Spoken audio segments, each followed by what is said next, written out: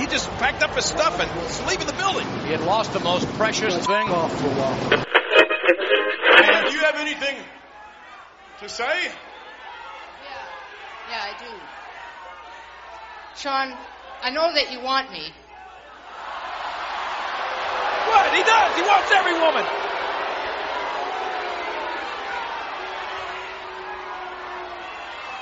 Go after a snake if it had a skirt on. Mrs. Smith, with all due respect. Oh, that's about as sincere as flowers from Bard's shot. Please, do not flatter yourself. I could never ever see working for another organization because I think it would be a step down. And, as I understand, there's certain wrestling organizations that seem to be throwing a lot of money around. But I'd like to make it very well understood that I'm not somebody that's greedy for money. I'm always I'm a person that's greedy for respect, and the only place I'm ever going to get respect is in the World Wrestling Federation. Hello, my name is Bob Bamber and welcome to the Wrestling 20 Years Ago podcast, going back in the time machine to April of 1996 for Volume 1 of this month's show. Volume 2 is your WCW show looking at, well, there's no pay-per-view to look at, we're just looking at the 4 episodes of Nitro from the month. Volume 3 is ECW, we're here for Volume 1. I'm being joined firstly by Dan Welling. Dan, hello. How are you, Bob? I'm very well, thank you. And Rory McNamara. Howdy, guys. Rory kicks off with the news. I shall. Bret Hart's medium-term future is up in the air as he begins an indefinite hiatus from wrestling to pursue the latest stage in his acting career. One segment that aired on TV, shot immediately after WrestleMania, showed Bret telling a cameraman, "I'm just going to fuck off for a while." Later, in an interview shot in Germany, Bret talked surprisingly freely about interest from certain wrestling organisations that seem to be throwing money around. Bret is still expected to return, with plans slating him to face Shawn Michaels in a rematch at SummerSlam, but Bret has set no date when he wants to come back. Shawn Michaels completed his first successful WWF title defense by beating Diesel in the main event of In Your House 7. Despite the show being the final pay-per-views for both Diesel and Razor Ramon, both were given strong outings even in losing causes, as Razor lost clean to Vader earlier in the evening. Elsewhere, there were wins for the team of Owen Hart and the British Bulldog, and the Body Donners retained their tag team titles. The show also featured a 7-minute match between Goldust and the Ultimate Warrior. Well, we say match, and we'll discuss that later. Raw on April 8th drew a massive 4.7 TV rating, partially thanks to Nitro not airing that night, but one that also sees it beat any previous ratings record by nearly a full ratings point. The previous highs were two 3.9 ratings recorded in the months following WrestleMania last year, specifically shows headlined by Bam Bam Bigelow vs Diesel and The Undertaker vs Jeff Jarrett. While the high comes in a brief break in the Monday night ratings battle, it should be restated that the previous records occurred before the debut of the first Nitro show. This show featured the first TV appearance of the Ultimate Warrior, along with arguably one of the best shows Raw has put on in months. Lots of Ultimate Warrior news coming out of WrestleMania. Firstly, it said that he only made himself available to discuss his match with Hunter Hearst Helmsley after Vince McMahon had gone to ringside. It said that Warrior laid out the match how he wanted it to go, and despite protestations from Jerry Briscoe, Warrior is alleged to have said, "Do it my way or I'll walk. This is my chance to get over." It said that Warrior will largely get away with it due to the overwhelming fan reaction for him at the show, the perception being that he holds all the cards. As an aside, there was an advert in this month's WWF magazine about Warrior. At one point it read, "No more hoaxes, no more pathetic imitations. Hang up your boots, renegade, and find a gym." Diesel and Razor Ramon will have their final show together at a Madison Square Garden house show on May the 19th. By that timeline, they would miss the next In Your House pay-per-view. It's said that on the company's 17-day tour of Germany, those two were the people most flagrantly breaking company rules, although Heat was also present on other people within the group, namely Shawn Michaels and Hunter Hearst Helmsley. It's said there was more than one person who wanted to deck Michaels, but had to be talked out of it due to Michaels' position at the top of the company. Cactus Jack, now known as Mankind, formally debuted on TV this month, starting a program of The Undertaker and debuting a new nerve hold where he applies pressure under his opponent's tongue. The WWF is also reporting a 1.7 buy rate for WrestleMania, which would equate to around 430,000 buys. Industry figures estimate a 1.2 buy rate, around 300,000 buys. And finally, at the very end of March, the Connecticut Post ran a front page feature on gay rights groups' reactions to the Goldust character. In short, they don't like it. And for the ratings news for the month, on April the 1st, the night after WrestleMania, Raw drew a 2.9 against Nitro's 2.8. On April the 8th, with no Nitro airing, Raw drew a massive 4.7 rating, as we mentioned earlier, including the return of the Ultimate Warrior. April the 15th, Raw drew a 3.1 to Nitro's 2.8. April the 22nd, Raw drew a 3.3 to Nitro's 2.7. Nitro, for what it's worth at this point, is still doing strong replay numbers, doing about a 0.7 to a 1.0 in the replay spot later in the evening. April the 29th, we don't have the information for yet. We'll report that next month. As of that week, and also going into the bulk of May, they've moved Nitro to 7 p.m. to accommodate the NBA, so Raw and Nitro won't be going up against each other next month.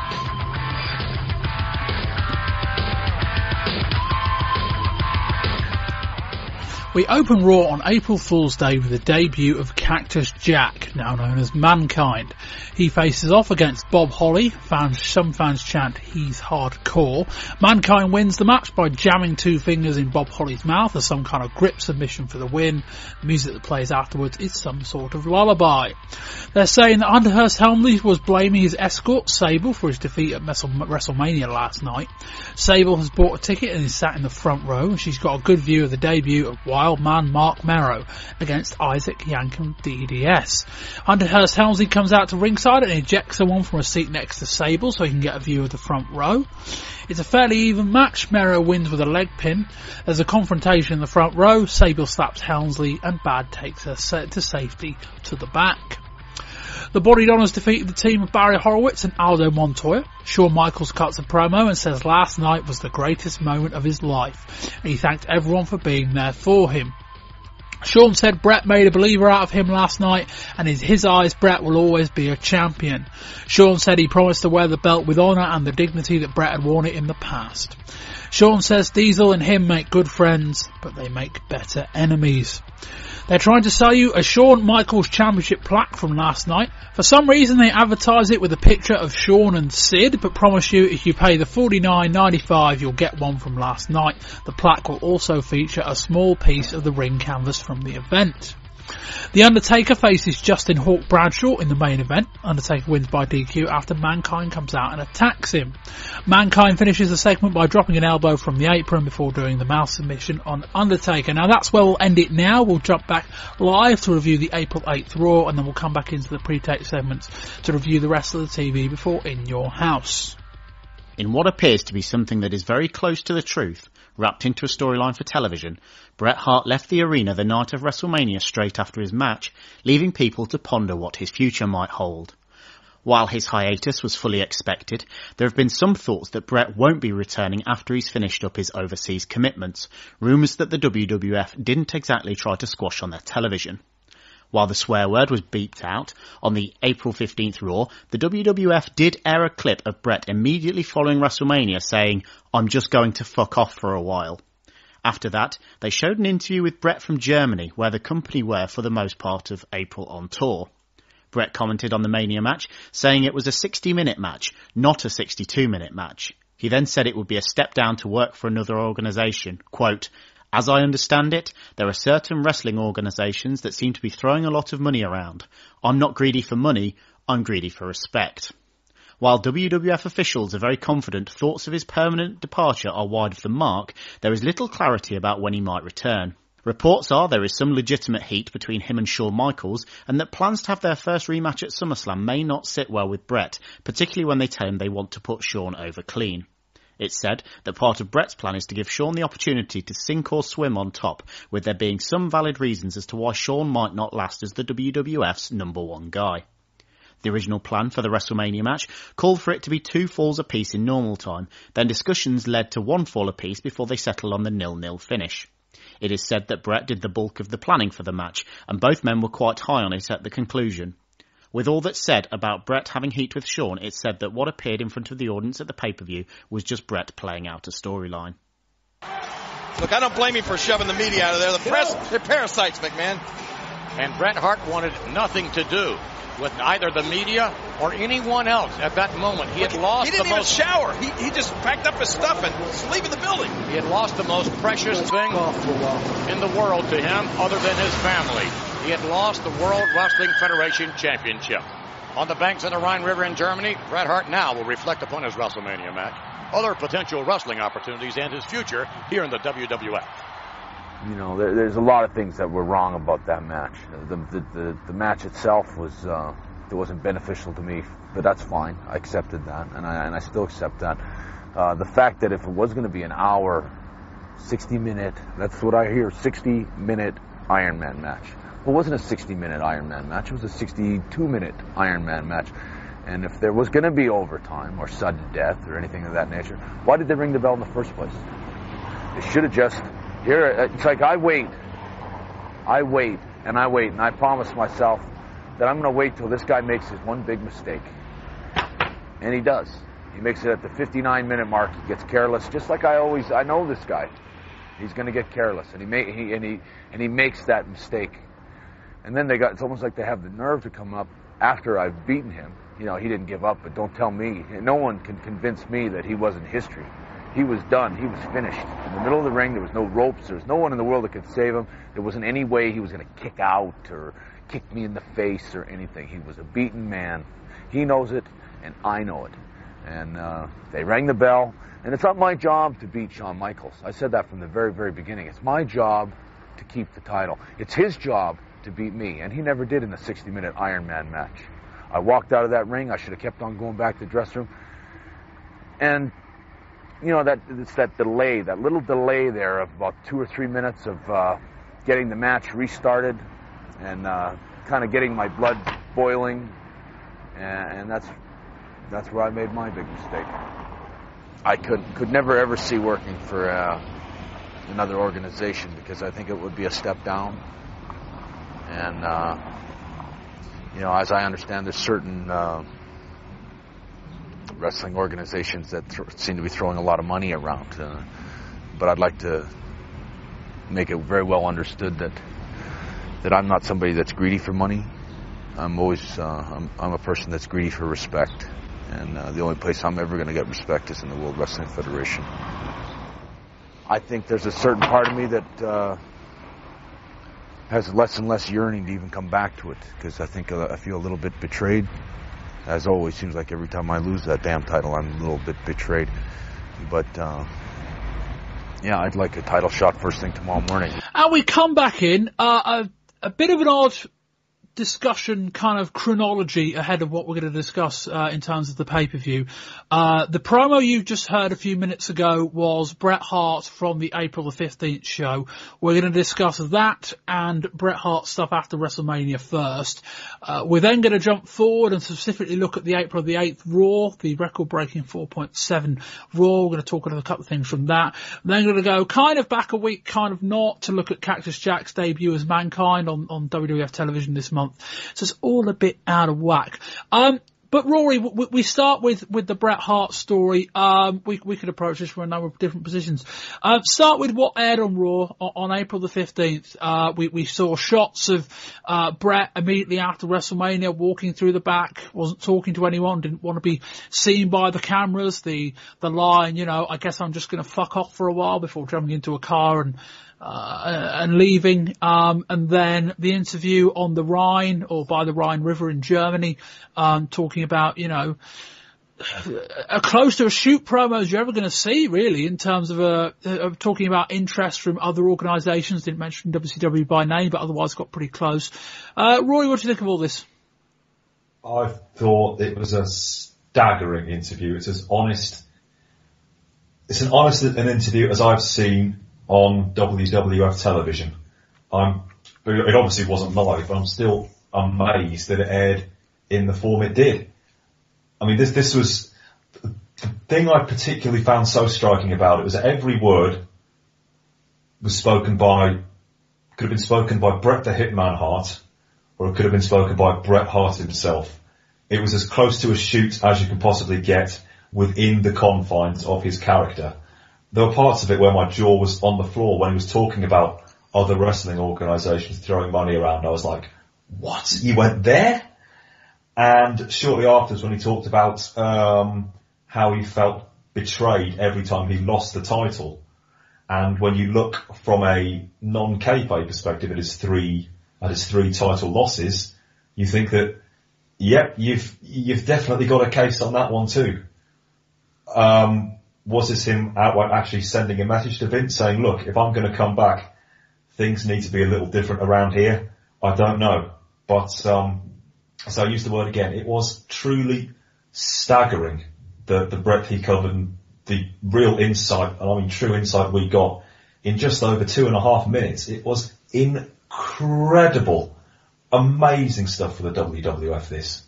Dan? Yeah, touching on what Rory said as well, I mean, I think the relationship with Vince McMahon is also quite interesting because not only has Vince got a lot of trust in Bret as a man to let him make this shoot promo effectively and then broadcast it on Raw, but also the fact that it kind of insinuates, from Bret's point of view, looking at, Vince and going, well, look, I've had offers from effectively WCW. They've already taken 2 of your guys and I'm on this break. If you don't want me to be one of those next lots of batch of guys going to WCW, I've had talks. Do you want to have talks? It's that sort of thing. So we could be seeing some more interesting contract discussions between him and Vince soon. And it's clear that Vince wants him to stick around because of the lack of stars that he's got. So I think it was a very interesting part of that, from the relationship between Vince and Bret in that perspective. But going back to actual kind of the wrestling aspect, it was brilliant to hear the Bret bring up the issues that we've talked about the Iron Man match at WrestleMania, where, for 60 minutes, Bret and Shawn were equally matched on that. And what all the things we were told going into that match, Bret would have walked out with that title because it was 0-0 and he wasn't pinned. He did not lose the title match in those 60 minutes. And it's only thanks to Gorilla Monsoon and from WWF officials that he's now no longer the WWF champion. And I thought it was amazing to hear what he basically said was everything was true. I shouldn't have lost that match because all the rules stated that I wasn't pinned. I didn't make a mistake during those 60 minutes. I waited for Shawn to make a mistake. And in those 30 seconds until the final bell, he did. That's the sort of character he is. I locked him in the sharpshooter. He wasn't getting out of it. He didn't get out of it. And I should be the champion. And that's brilliant again, because he's talking absolute sense. And if he does return to WWF, wherever it may be, at SummerSlam possibly for the rematch with Shawn, that's a great making of a heel turn, if they want him to go that way, because a great heel always has to believe he's right. And Bret has got every reason to think that he got screwed out of the WWF title. And that's a brilliant promo from Bret. Not only set up shoot contract negotiations, but to also kayfabe offer up a great rematch for Shawn later down the line. Yeah, I mean, let's not get too far involved in thinking this was a shoot. Let's not get too, in terms of anything that Vince McMahon wouldn't have approved. I think the big giveaway that this was all planned was the fact that Bret had cameras trailing him right after the match. The fact that Bret swore in front of a camera right after the match. I don't know when Bret's contract's up, but I don't know whether him saying anything on television is going to have a massive impact. I think it's just more, it's a sign that Vince McMahon is trying something different on television.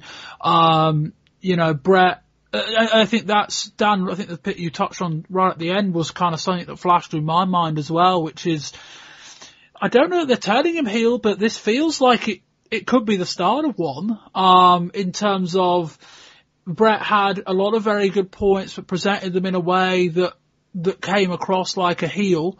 Like an incredibly strong promo, one that was, completely out of anything I can recall really on WWF television. And Dan, I think you're right. They've laid the foundation now for Bret and Shawn the rematch. Be that in 3 months, be that in 6 months, we don't know. I think the follow-on question from this, we'll kind of come back to what happened at the night of WrestleMania in a minute, but I guess the follow-on question from this, Dan, is that when do you do the rematch and how do you do it? Personally, I wouldn't do it at SummerSlam because I would rather see the Shawn Michaels Vader match.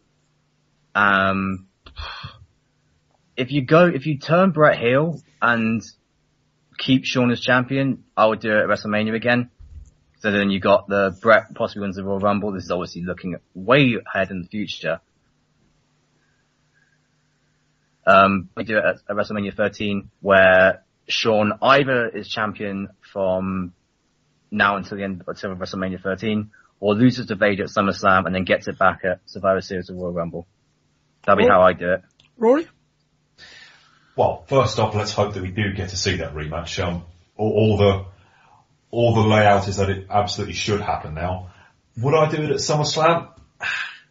I think I probably would, actually. Again, I think it all depends on obviously how long Bret wants to be away for. I think I would do it at SummerSlam. I would keep Bret face for that match, and I, with my fantasy booker's hat on, would have a semi-contentious Shawn win in that particular match, and then you could do a slow burn, Bret gradually going heel throughout the year, perhaps winning the Royal Rumble in a tweenery heel role, and then doing the big one at WrestleMania. Of course, then if Bret is a full heel at WrestleMania, do you want him walking out with the belt as a heel, which goes against all previous WrestleMania booking that we've seen in the past? But if that gives us at least another 2 big pay-per-view matches between these two, then I'd be all for it, and let's hope we get it. Yeah, I think I'm with you, Rory. This probably should be the main event of WrestleMania next year. I don't think there's many doubts about that. You look at the lay of the land, you look at they're losing Diesel, they're losing Razor Ramon. Vader's really the only other guy, and now isn't the time to do a massive discussion on Vader. We might have to do that during the pay-per-view review itself. They haven't presented Vader. They haven't presented Vader like a superstar yet. He's had some very, very dominant segments. We'll come on to his segment with Yokozuna in a bit. But equally, I've not seen yet, they haven't interacted Vader and Shawn, and perhaps that's a good thing, but I'm not seeing yet anything to suggest that they get it with Vader, in terms of, they're not, to me, presenting him quite perhaps as they should be, but that's perhaps a discussion for another time. The fact is, I don't think they've got many. If we're going to talk about SummerSlam as the next big show in a few months' time, then WrestleMania as the kind of the big light at the end of the tunnel, it probably is Bret and Shawn at each stop. I think that's probably the best way of doing it. And yeah, they may not turn Bret heel. It may just be a case of they just feel they don't have a choice in terms of they need the star power on the babyface side, but I'd consider it.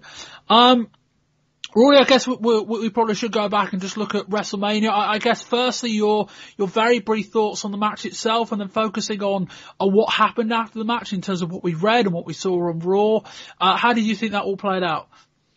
Very briefly on the match, the work was absolutely magnificent. The booking of the hour was, as you discussed in depth on the last pod, a mistake. A 60-minute match going 0-0, taking the crowd out of it early was a mistake. And as we go back to what we said, it meant Bret had a legitimate grievance. A 0-0 draw should have been enough for him to keep the belt. So I suppose, just thinking out loud, I suppose in that respect, his reaction from a kayfabe stroke, non-kayfabe viewpoint does actually make sense. But I do like the fact that they had cameras tracking Bret on the way back. It added an extra real layer of reality to it when he's there with his head in his hands, screaming at the camera, "Get out, get out." I thought that was very striking. And like I said about his interview, it really blurred the lines in a very believable way.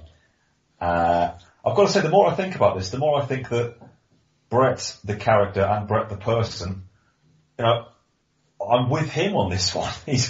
Everything he's saying is absolutely right. My only concern now is I'm not sure that the WWF, from a television perspective, that's really where they want to go with this, but it's how it's looking at the moment. Yeah, I mean, I know what you mean. And I guess the offshoot question of that is there a point of view that Bret making such good points reflects badly on Shawn?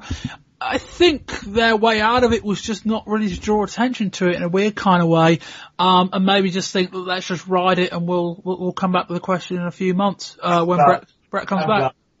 But we didn't just mean, when I first saw that match, I thought we were just going to get a big babyface handshake at the end of the match. I'm glad we didn't get that. We've got extra angles to explore now, and that's a positive thing for whenever Bret comes back. Dan, quick thoughts on the match and your thoughts on how it played out afterwards? The thoughts on the match, for me, it was like watching an hour-long ballet performance. I really admire what the people in there are doing. I know it's very good, but I'm still bored to tears. So, yeah, I must admit it was a really drag performance, and I really didn't enjoy the match. And as much as I respected the work rate and the technique that the guys did, I got to 45 minutes and just wanted it to end. I was just pleading with something to happen, and call me a casual, call me a kind of not a purist like someone like Dell would be, but I again didn't enjoy the match. Interesting what Dell thinks about you calling him a purist. I'll find out when I discuss with that with the next time. But go on, carry on. No, again, what Rory said there was like, oh, he could have got the handshake between two rivals who, gave it their all, but, you hear rumours of what Shawn did in the ring about, saying to the referee, get Bret out of my ring, this is my moment. What we'll get onto later on the show with, Shawn's heat, at house shows. We've discussed Bret turning heel, but maybe they could also turn Shawn heel with, Bret making all these valid claims about, the company screwing him over, and the end of that match and the way the kind of immediate aftershocks have happened, it just leaves either way for either one of them to turn heel, and one of them will be perfectly, susceptible to it, because both of them have got their reasons. Shawn's just, again, what we said, from reports, he's not a very, well-liked person in certain circles, so you could kind of draw off real life heat to make him a heel, and you can obviously turn Bret heel one of the ways we discussed earlier in the show. Yeah, or you could just leave them both face and just kind of have them as rivals. We kind of saw that back in November with Diesel and Bret. Don't you think that if they do remain as friendly rivals, it gets a bit played out? Oh yeah, I think if you end up doing match 3 and 4 in the next kind of year or so, I don't know that face versus face each time would work. But equally, the Razor Shawn Michaels ladder match was the kind of like, okay, Shawn was a heel and then they turned friendly rivals. I don't think you can do a 60-minute Iron Man match between two face rivals and then expect them to see a 20-minute match between, again, two friendly rivals. I think you need to move the story on, and for that to happen, you need to have one of them as the bad guy. No, Bret or Shawn. I'm not necessarily saying that. I think just more you could present them both as baby faces, but they're enemies of each other. I think there's a way of doing that in terms of you just let fans pick side. It's a difficult line to cross, and I don't know that it's, while you're trying to establish Shawn as the next big guy, I don't know that bringing back Bret and trying to siphon off some of his support is necessarily the best idea. We will see. Anyway, we'll move on to the April the 8th Raw. We'll focus in specifically on that one because it was the show that did the big 4.7 rating, not up against Nitro, but it was also a bloody good show. So I'm going to rattle through it and I'll just come to Dan and Rory for their quick thoughts on each of the segments. Anyway, here we go. Raw has the floor with Nitro being off the air. Jerry Lawler is facing Shawn Michaels, so Mr. Perfect is on commentary with Vince McMahon. Vader leathers Yokozuna with a right. Yokozuna responds in kind. Vader unloads on Yokozuna, driving him into the corner. Yokozuna plants Vader with a slam, then a big leg drop. Yokozuna starts slugging Vader in the corner. He charges at him, but Vader moves and Yokozuna falls into position. Jim Cornette holds Yokozuna's legs down and Vader does the Vader bomb onto Yoko's leg. The crowd are stunned into silence as Yoko bellows with pain and the ref calls for the bell.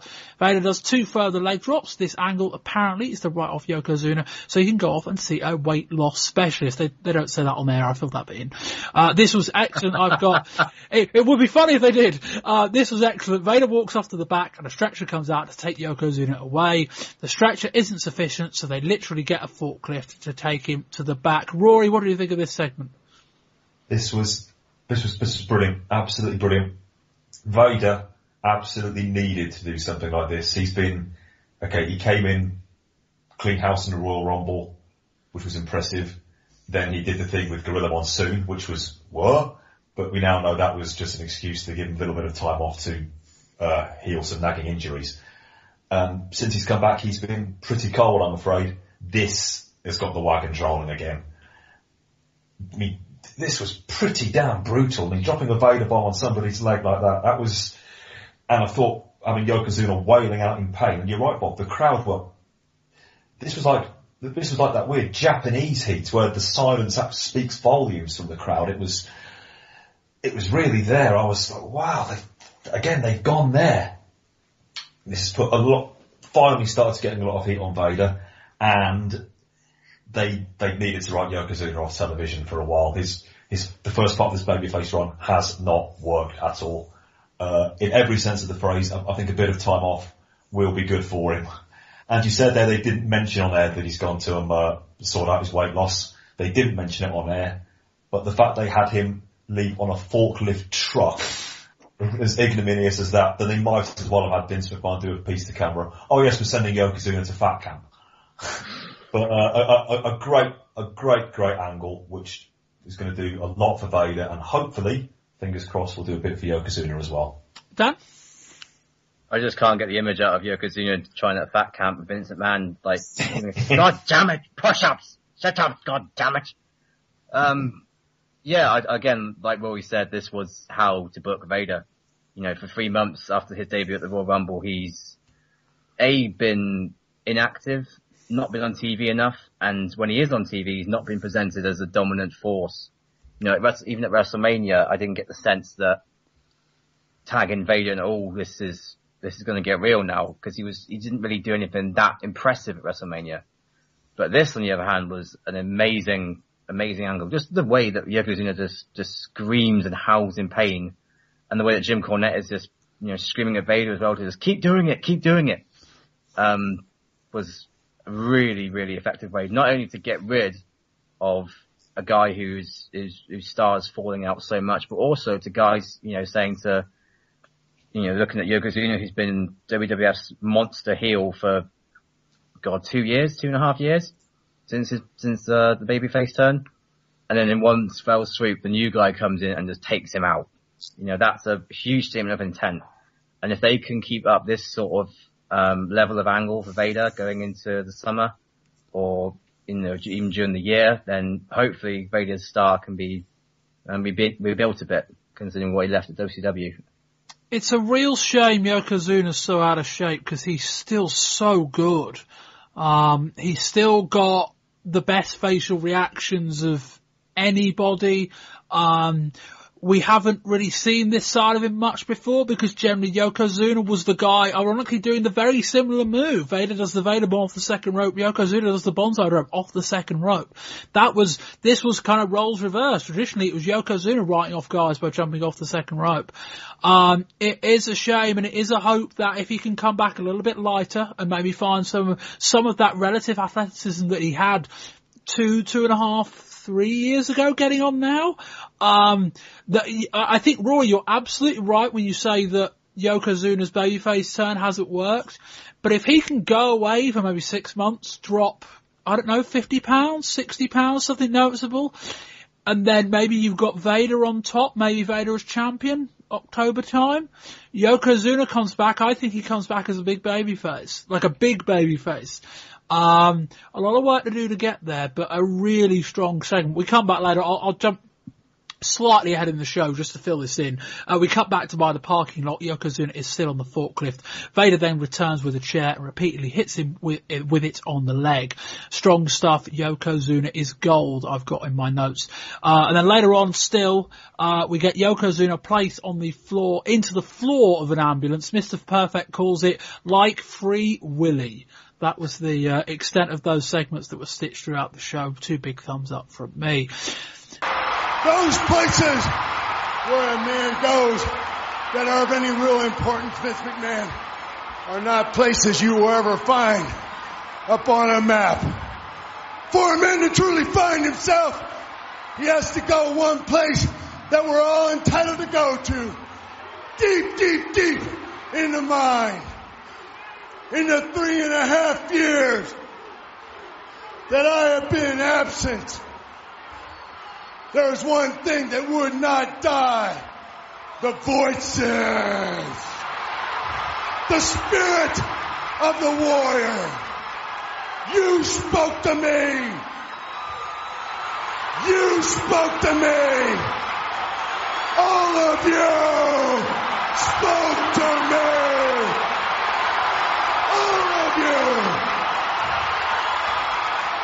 The very blood of your visions said one thing. We want it, warrior, and we want it bad. We want to live one more time in the power of the warrior.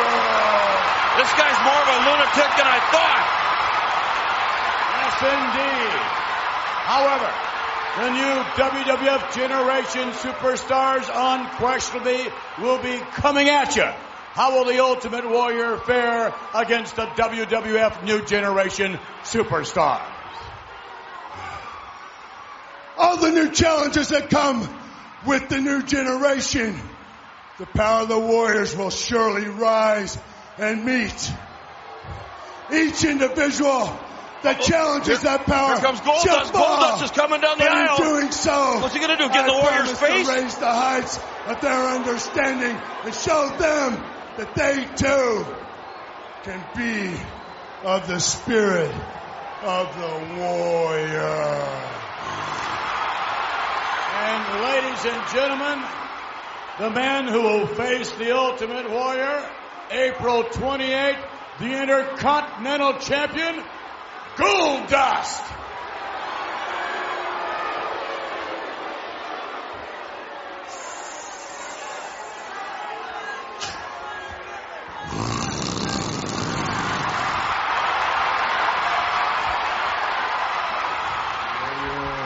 Come out and play. Warriors 1979. You, little warrior, can come in my house, but nobody will be there. But perhaps, maybe we could play some games, something like a superhero game. Maybe you could be Superman.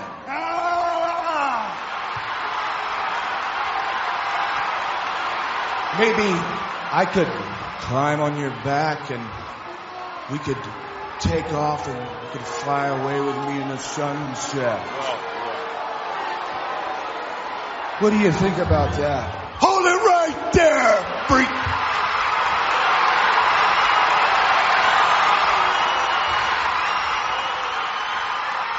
Whatever you're trying to pull from the minds of those you screw with, and whatever those choose to do with what you dish out, let me make it perfectly clear. What is, and whatever you're into, I don't give a shit. So, after the first part of the stretch a bit, the rest of that happened during the show. But Warrior comes out next to a great reaction, certainly bigger than Sean's last week. Warrior says he's gone deep into his mind. He says even in 3 years, the spirit of the Warrior wouldn't die. Warrior says he will meet the power of the Ultimate Warrior. Out comes Goldust. Goldust takes a deep breath in. Warrior follows it with a big snort. Goldust says maybe he could climb on Warrior's back and maybe they could take off into the sunset. Warrior calls him a freak. Let me make it clear. Whatever it is, and I don't give a shit. Shit was bleeped, obviously. Warrior lays out Goldust and the crowd pop. Goldust trips over the camera cable as he retreats. The crowds are going nuts for this. Dan. During this segment, I think Kurt Hennig said, "What do they see in this guy?" And I'm going, yeah, why on earth are these people popping so much for the Ultimate Warrior? Because he is the biggest fish out of water you could possibly get in this new generation era for the WWF. Because I thought his promo was really rambling and pretty much didn't say anything really. And then he's just swearing on live TV, which obviously, no, not live TV, my mistake, swearing on TV, but in a PG product, I honestly, I really struggled getting into this promo, and Goldust was by far and away the biggest, highlight for me with his, his movie quotes. I thought was quite ingenious. But yeah, I'm saying that I don't think Ultimate Warrior really fits in with this new generation Raw. And if this, I know he's over with the crowd, but how much of that is down to nostalgia and how much of that is down to what he actually is going to do in the ring, on the mic, and in his matches? And it's going to be interesting to see. Rory. I still can't quite work out why they brought the Warrior back when they did. I mean, we've been talking on WWF pods for the last 6 months now about apparently Vince wanting to employ a slightly rougher, more realistic style, and I'm all for that. So why is he bringing back the Ultimate Warrior, who is literally a cartoon character?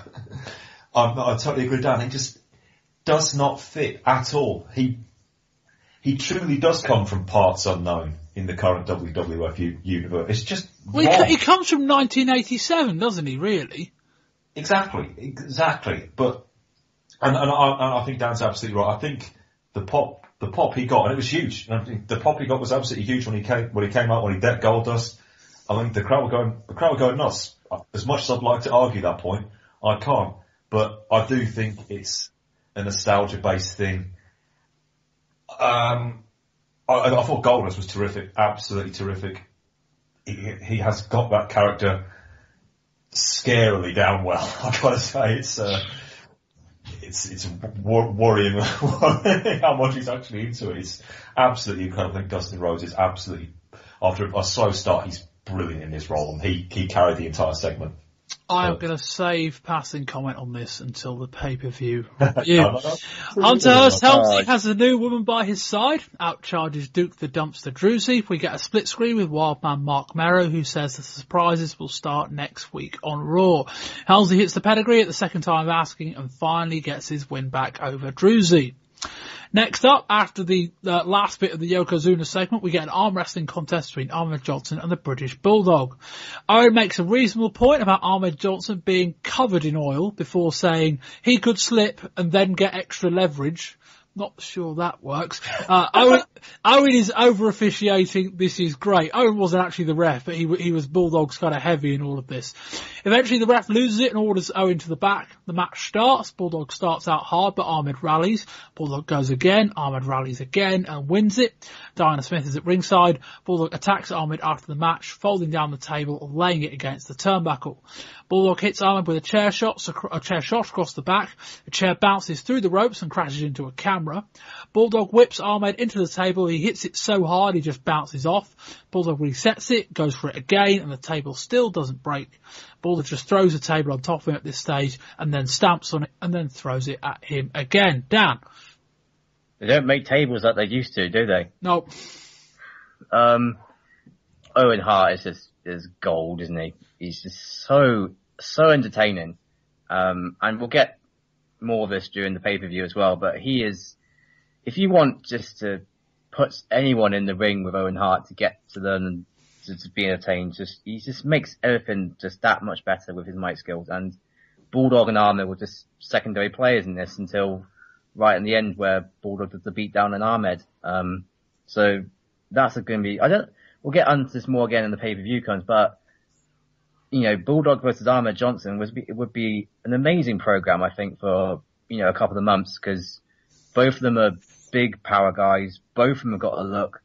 You've got all the shenanigans of Owen and Cornette outside the ring. And again, we'll talk about this more during the podcast as we go along, but I just thought that the Bulldog Ahmed program going forward, later down the year maybe, would be again a great segment to talk about, because it really entertained me, this arm wrestling contest. Yeah, it didn't lead anywhere directly, but I think that's something that I think it's a program, because there wasn't really a payoff to this angle beyond them having a pay-per-view opener, and even then, we'll get to that bit and you'll kind of find out that that's almost a cliffhanger, and where we get to on the Raw after the pay-per-view. I think they'll come back to this, would be my hunch. Could be as early as June, depending on what they do with Bulldog in May. Roy, what do you think? Thank goodness Owen Hart was out there, and he made what would have been something that only Vince McMahon would ever want to watch, a British Bulldog Ahmed Johnson arm wrestling match, 1,000,000 times more entertaining. The thing about Owen, he's just so persnickety as a heel, you know. He picks up on such minor details. But again, it's like Dan said earlier, makes him a great heel because he believes he's right and he has a case. And he's just so riotously entertaining, despite not being on the face of it what you would call a great promo. He's just this really annoying. He frustrates the hell out of you in the best possible way. He just plays his role perfectly. And I thought the action, to be charitable, it did what it needed to do, or it did what at the time I thought it was going to do, which would have been building up to a Bulldog Ahmed Johnson match at the pay-per-view. I thought Bulldog's beatdown was fairly effective. It got good heat on him. At the end of the day, it's Bulldog versus Ahmed Johnson, you know. Say no more. Yeah, they used Owen to get over a segment that otherwise would have died a death, and as a result, it just about worked. Owen is great fun. He could slip and then get extra leverage. That's fantastic. I need logic like this from my heels. Owen's like the school kid that every teacher hates. Not because he's like this big arsehole or he's like this massive like villain. He's just he just keeps chipping away in the corner and trying to be the smart arse. I thought it was really fun segment because of Owen. Anyway, we come on to the main event segment. Diesel comes out wearing a Shawn Michaels tee. He's here for commentary. He leaves Vince hanging with a handshake. As to why he's wearing the t-shirt, I'm part of the clique, isn't everybody? For a guy leaving in 2 months, they're definitely showcasing Diesel. The match isn't anything much, particularly the antics from Lawler, but the focus on Diesel on commentary. They even go for a split screen from the MSG house show in March. Lawler hits a pile driver, but Shawn kicks out. Shawn hits a top rope elbow, but foregoes the pin and starts jaw-jacking with Diesel. Lawler reaches into his singlet for something, but Shawn just turns round and levels him with a super kick for the win. Vince then announces next week on Raw they're going to be online 3 minutes early at 8:57. Diesel gets in the ring and starts attacking Shawn, then gets chucked the belt and lays Shawn out with it. Rory. I'm part of the clique, isn't everybody? God, that Diesel won, that Diesel, I'll tell you. This was, again, brilliant. A brilliant segment. Then, the match wasn't much, but it wasn't supposed to be. This was just a match where Shawn Michaels was going to win. I mean, I like Lawler on commentary, but I don't need to see his 1950s heel tactics ever again in the ring, but we won't worry about that. It was an excuse to get Diesel out there, and it worked perfectly. All of Diesel's comments on the mic were fantastic. Shawn being semi-distracted by him, still having enough in him to actually win the match. I thought that was great.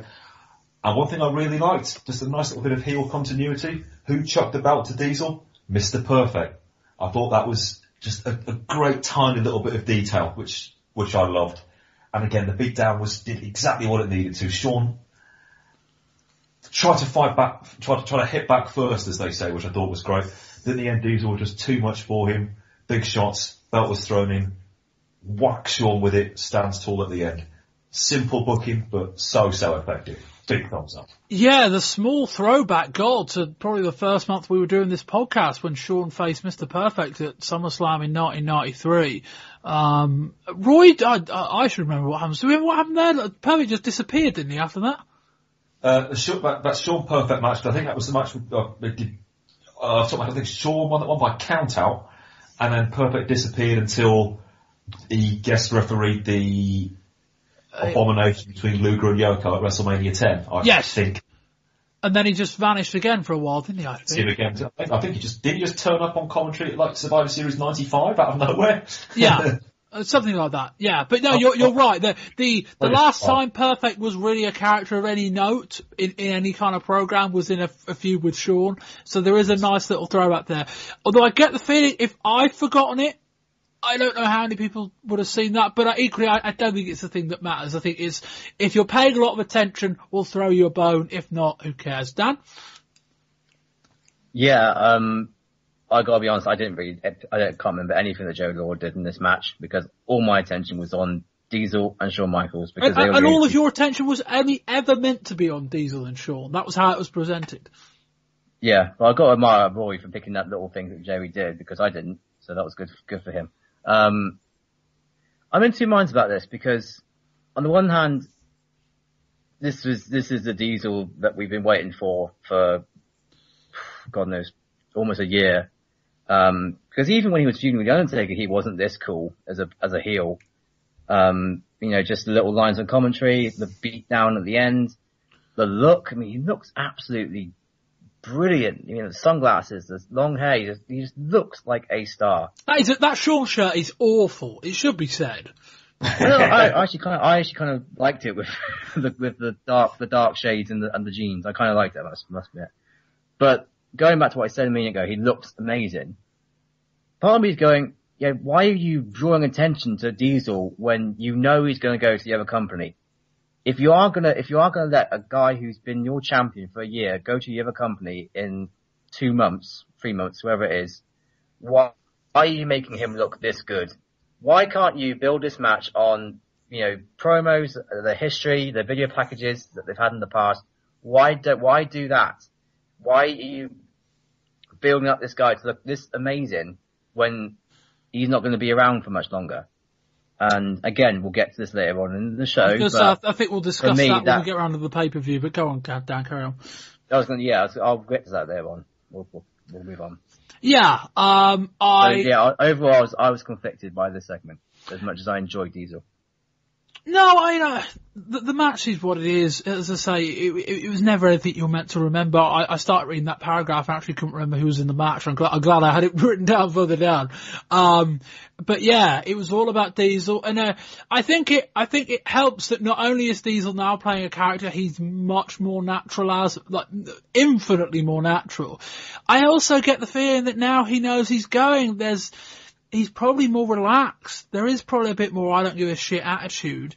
And it's an attitude that fits the character he's trying to play. And so it's very, very convincing. And he kind of goes in on commentary and he's almost kind of being Kevin Nash. It came across really well. It was an effective, if slightly paint-by-numbers segment, but I'll give Diesel credit. It was him probably at his best, I would say. And it brings to a conclusion, I think, top to bottom, a fantastic show. There's a WCW show at the end of the month that I praise for being perhaps the best Nitro since the first one. This may be the best Raw since that time, since September, since we started having these head-to-head bonds in terms of that every segment felt like it mattered. They forwarded 3 or 4 different storylines. It was strong. They laid the foundations for a few other things in Bulldog and Ahmed Johnson and maybe even in Perfect and in Shawn Michaels. I don't know what the situation was with Perfect and his insurance policy, but maybe if he wants to get back in the ring, that's a direction they could go in. A very strong segment.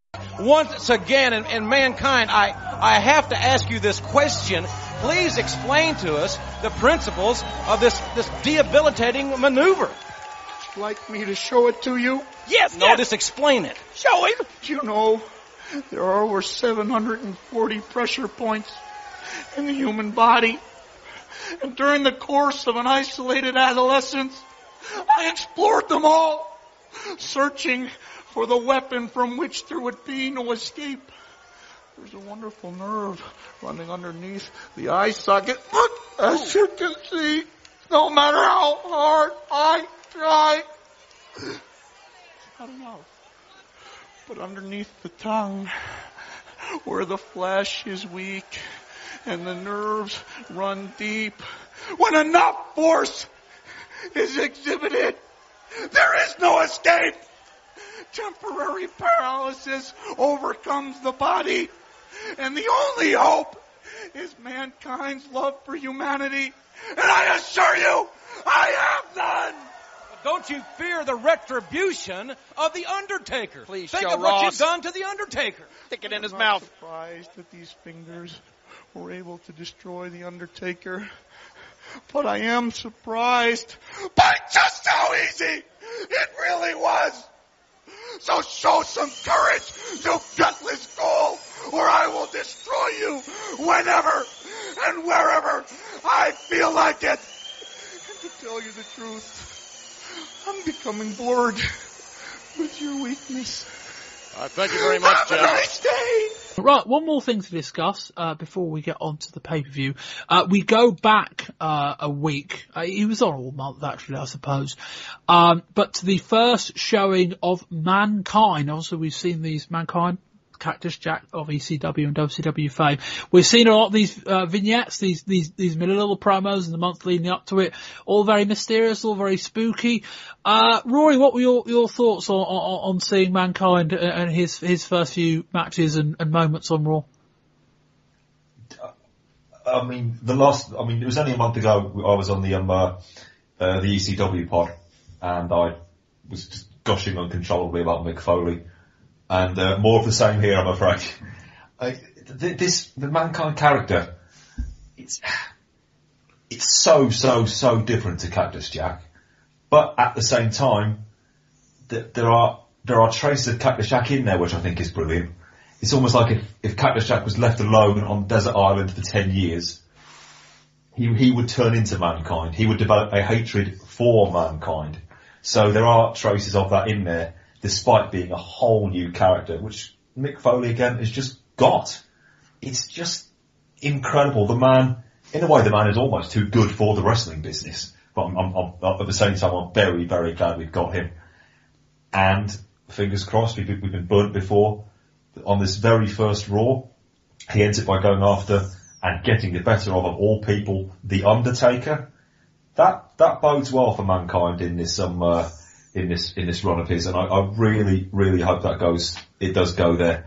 And they're already getting over this astounding finisher of his, which is, everyone he's actually put it on has also sold Bob Holly, Aldo Montoya, Undertaker. There's some company for you. It genuinely looks like it paralyses them. And if they get that over along with his own in-depth work with this character, then they could have something special on their hands. Let's hope so. Dan? Yeah, I mean, Mick Foley, as we know, with 95 ECW, is just masterful with the mic, with words and character. And in the space of a month, we've seen the manifestation of this take hold. I mean, the Mankind character is just brilliant. You know, as deranged individual who pulls out his own hair, squeals like a pig, shoves his fingers down someone's throat, and then has soft little piano music next to him in the ring. It's just, brilliant stuff. And as Rory said, going after The Undertaker bodes well for his future character. Hopefully it doesn't turn into the generic has a couple matches with The Undertaker and then loses a casket match in the third match. But given how highly they think that it looks like they rate Mick Foley and his character and his ring work, hopefully that won't happen, and we can get some good matches out of The Undertaker, which is something that hasn't happened for, almost 2 years now, since, the fake Undertaker, the IRS, King Kong Bundy, Karma, all these terrible matches with The Undertaker, and finally now it looks like he might, touch wood, have a foe that can match him. And that can only be a good thing for, two characters now that WWF have got who are probably the best in the business. Yeah. In terms of gimmicks. Yeah, no, I'd agree. I guess my one doubt over this is whether what the match quality between these two will be like. I guess you could cover it just by doing a load of gimmick matches. It would certainly fit two characters like these, them having a traditional wrestling match, even in a wrestling universe, doesn't necessarily make total sense. But yeah, 2 big thumbs up from me from the first month. I think he's been captivating. The stuff with him pulling out his hair is great. That I think there's There's a lot they need to fill in about his motivations. I know that they've done some stuff, but I think it's almost been too cryptic so far. Undertaker is a very interesting first opponent one. I think that signposts to the audience that this is a character we're taking seriously, and this is a character that you should take seriously too. I'm a big fan of that. Finisher I think is fantastic. It's one that Mick Foley really needs to stop doing the elbow drop off the apron one, because generally it's not the easiest, most logical move to do, in the sense that generally you invariably can't pin someone outside the ring, but two, because it's probably not very good on his hips or his back. He's now got a finisher that theoretically he can do on everyone, and it looks brutal. I mean, the whole thing with kind of like it's not glove, he's kind of got this like wrap around two fingers that kind of makes it look even more sinister. Like he needs to like keep those fingers together to apply maximum pressure. It looks great and it fits the character perfectly. And his explanation on Raw, it might have been on the Raw after the pay-per-view, might be on one before, the interview with Jim Ross, where he kind of explains how the move works and why it works. I thought that was a really effective thing to do, in the sense that one, it gave you a very nice insight into what the character was about, or a glimpse into what the character was about anyway. And two, it kind of explained the finisher. I think, beforehand you might look at it and go, well, he's just sticking his fingers in someone's mouth. What's so devastating about that? Then he explains it and then you go, okay, I get it now. But yeah, 2 big thumbs up from me.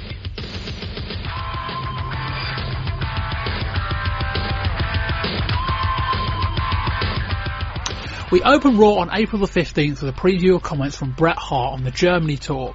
He says after what happened, he's not so sure he wants to come back. Mark Merrow, alongside Sable, defeats Leif Cassidy. After the match, we get a phone-in from Diesel reflecting on his actions from both the MSG house show in March and last week on Raw. After a physical match, Stone Cold Steve Austin puts away Bart Gunn with the $1 Million Dream submission. We get a promo from Jim Cornette. He's talking up Vader taking on Razor Ramon at In Your House. Razor Ramon has made some bad career choices by signing a contract to get in the ring on April 28th. We get a long montage showing Sonny on the beach. I mean, why not? Goldust takes the microphone during the match against Savio Vega. He says that if the fans don't shut up, he's going to go out there and kiss each and every one of them. That was a shot of heat in the arm this show needed. Vega crotches Goldust on the top rope. King says Vega is trying to destroy the Golden Globes. Savio ends up levelling Goldust with the title belt after a ref bump. He pins Goldust and wins the match, but there's another ref to help turn the decision around. Well, actually Gorilla Monsoon comes out and declares the title vacant and orders a rematch for the following week. We see a footage of Bret Hart leaving after WrestleMania. At one stage, he gets in his car and says, I'm just going to fuck off for a while. He'll see, bleep the fuck. We join Bret by the Rhine River in Germany. He says there were a lot of things wrong with the match. He says the match was a 60-minute match, not a 62-minute match. Bret says they rang the bell with Shawn in the sharpshooter. They rang the bell and the match was over. Or it should have been. He said it would be a step down to work for another organisation. As I understand it, there are certain wrestling organisations that seem to be throwing a lot of money around. I'm not greedy for money, I'm greedy for respect. On to April the 22nd, we open up with the Intercontinental title match with a vacant title between Savio Vega and Goldust. Goldust kisses Vega early in the match, which gets some heat. Later on, Steve Austin and Ted DiBiase come out. Austin leathers Vega with the $1 Million title with the ref distracted by Marlena, and that's enough for Goldust to pick up the win. Vader defeats Fatu with the Vader Salt. Vince claims, quote, we've never seen that before in the WWF. Forgetting not only that Bam Bam Bigelow has done the moonsault on WWF television in the past, Vince has even commented on it before and said, you won't see that anywhere else, in relation to Vader doing it in WCW at the time. We get highlights from the Germany tour, including Jake the Snake Roberts attacking the British Bulldog after a match. Sonny walks out with the tag titles during a Godwin squash match. Whole Billy Jones scares her off. The Godwins win it, but the Body Dons attack them post-match and they slop Phineas. Mankind at one stage pulls out his own hair during a match against Aldo Montoya. Montoya passes out in the finger submission. They do a really nice video package documenting the friendship and rivalry of Shawn Michaels and Diesel. Diesel says he doesn't want the belt, he held it for over a year, but now that he's what he is, he's the bad guy. He threatens Vince, and the promo ends. And we will move on to the pay-per-view. Rory, you can kick us off with the results. Well, indeed. Owen Hart and the British Bulldog defeated Jake Roberts and Ahmed Johnson in a tag team match. In a match for the Intercontinental Championship, the Ultimate Warrior defeated Goldust by countout. Vader defeated Razor Ramon. The Body Donners defeated the Godwins in a match for the Tag Team Championship. And Shawn Michaels defeated Diesel in a no-holds-barred match for the WWF Championship. Dan, what do you think of this show? I thought that this match was probably carried by the main event, but the main event was amazing. So when you go and sign up to the pay-per-view, really the only match you want to see is Diesel versus HBK. And in that regard, you got your money's worth from it because it was a fantastic main event. Like, probably, in my opinion, it blows the Iron Man match out of the water for entertainment, and probably is a candidate for match of the year in WWF's terms. The undercard was alright. I mean, Vader and Ramon and the first tag team match opener was pretty good, but as I said earlier, this was a one-match show and it delivered in spades. Rory? It was the ultimate one-match show. I thought this, until the main event, this was a poor pay-per-view.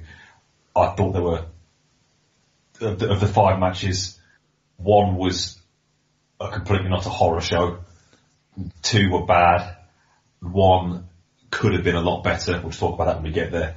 But the main event, in its own right, was magnificent.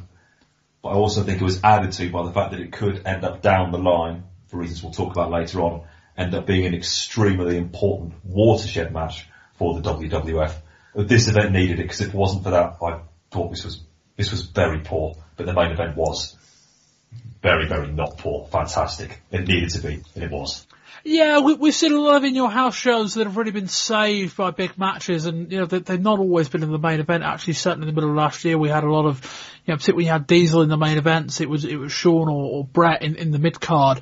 And, you know, I've kind of got to the end and gone, you know what, if you paid your $15 or $20, whatever you're paying now, you got, through the one big match, you got your money's worth. I think you just about did, but boy, it was painful getting there. At times it was anyway. Vader and Razor is quite good. And we'll discuss kind of Razor and Diesel in their kind of final pay-per-view showing, as we get to those matches.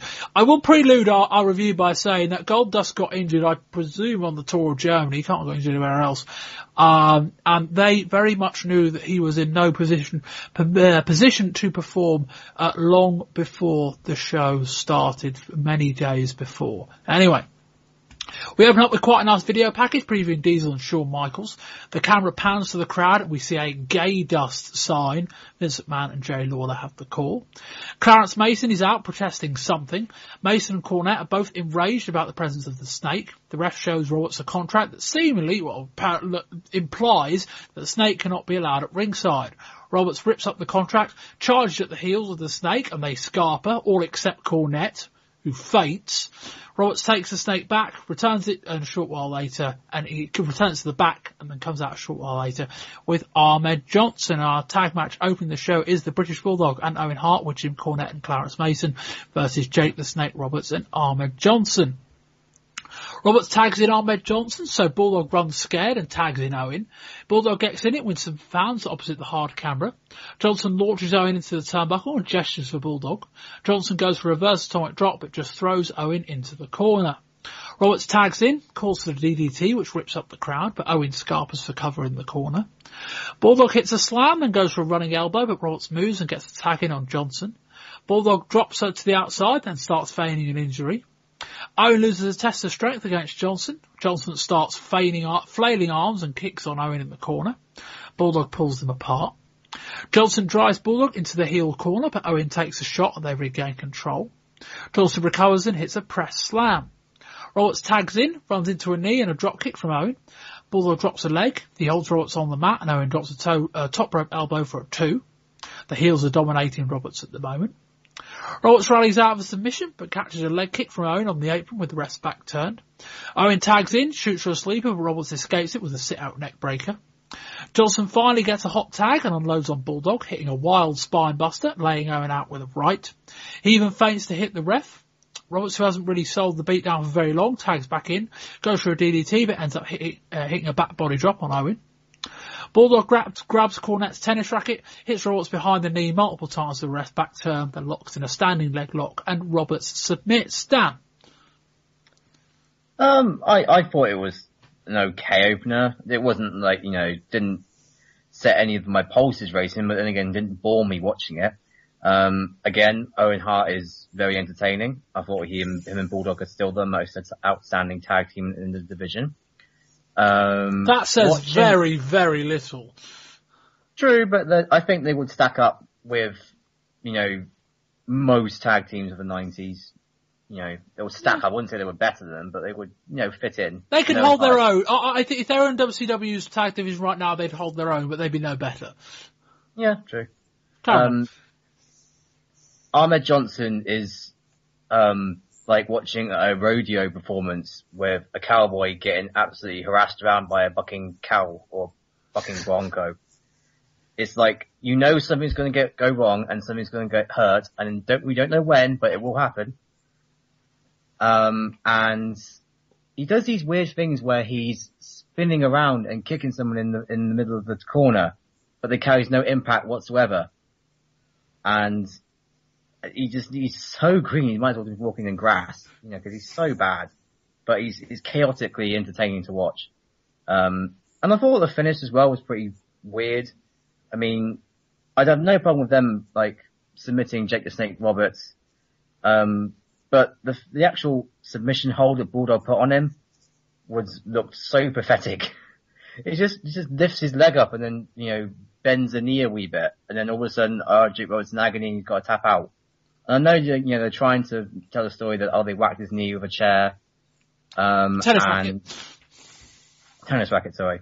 But then I just think you could put in a half Boston Crab or a leg lace or something a bit more kind of, even a figure four if they wanted to be a bit more kind of, dramatic. I know it's a bit touchy territory with Ric Flair, but anything other than that submission hold, it just looks so stupid and so weak to submit a guy. But that was a minor nitpick. But overall, I thought the match was okay.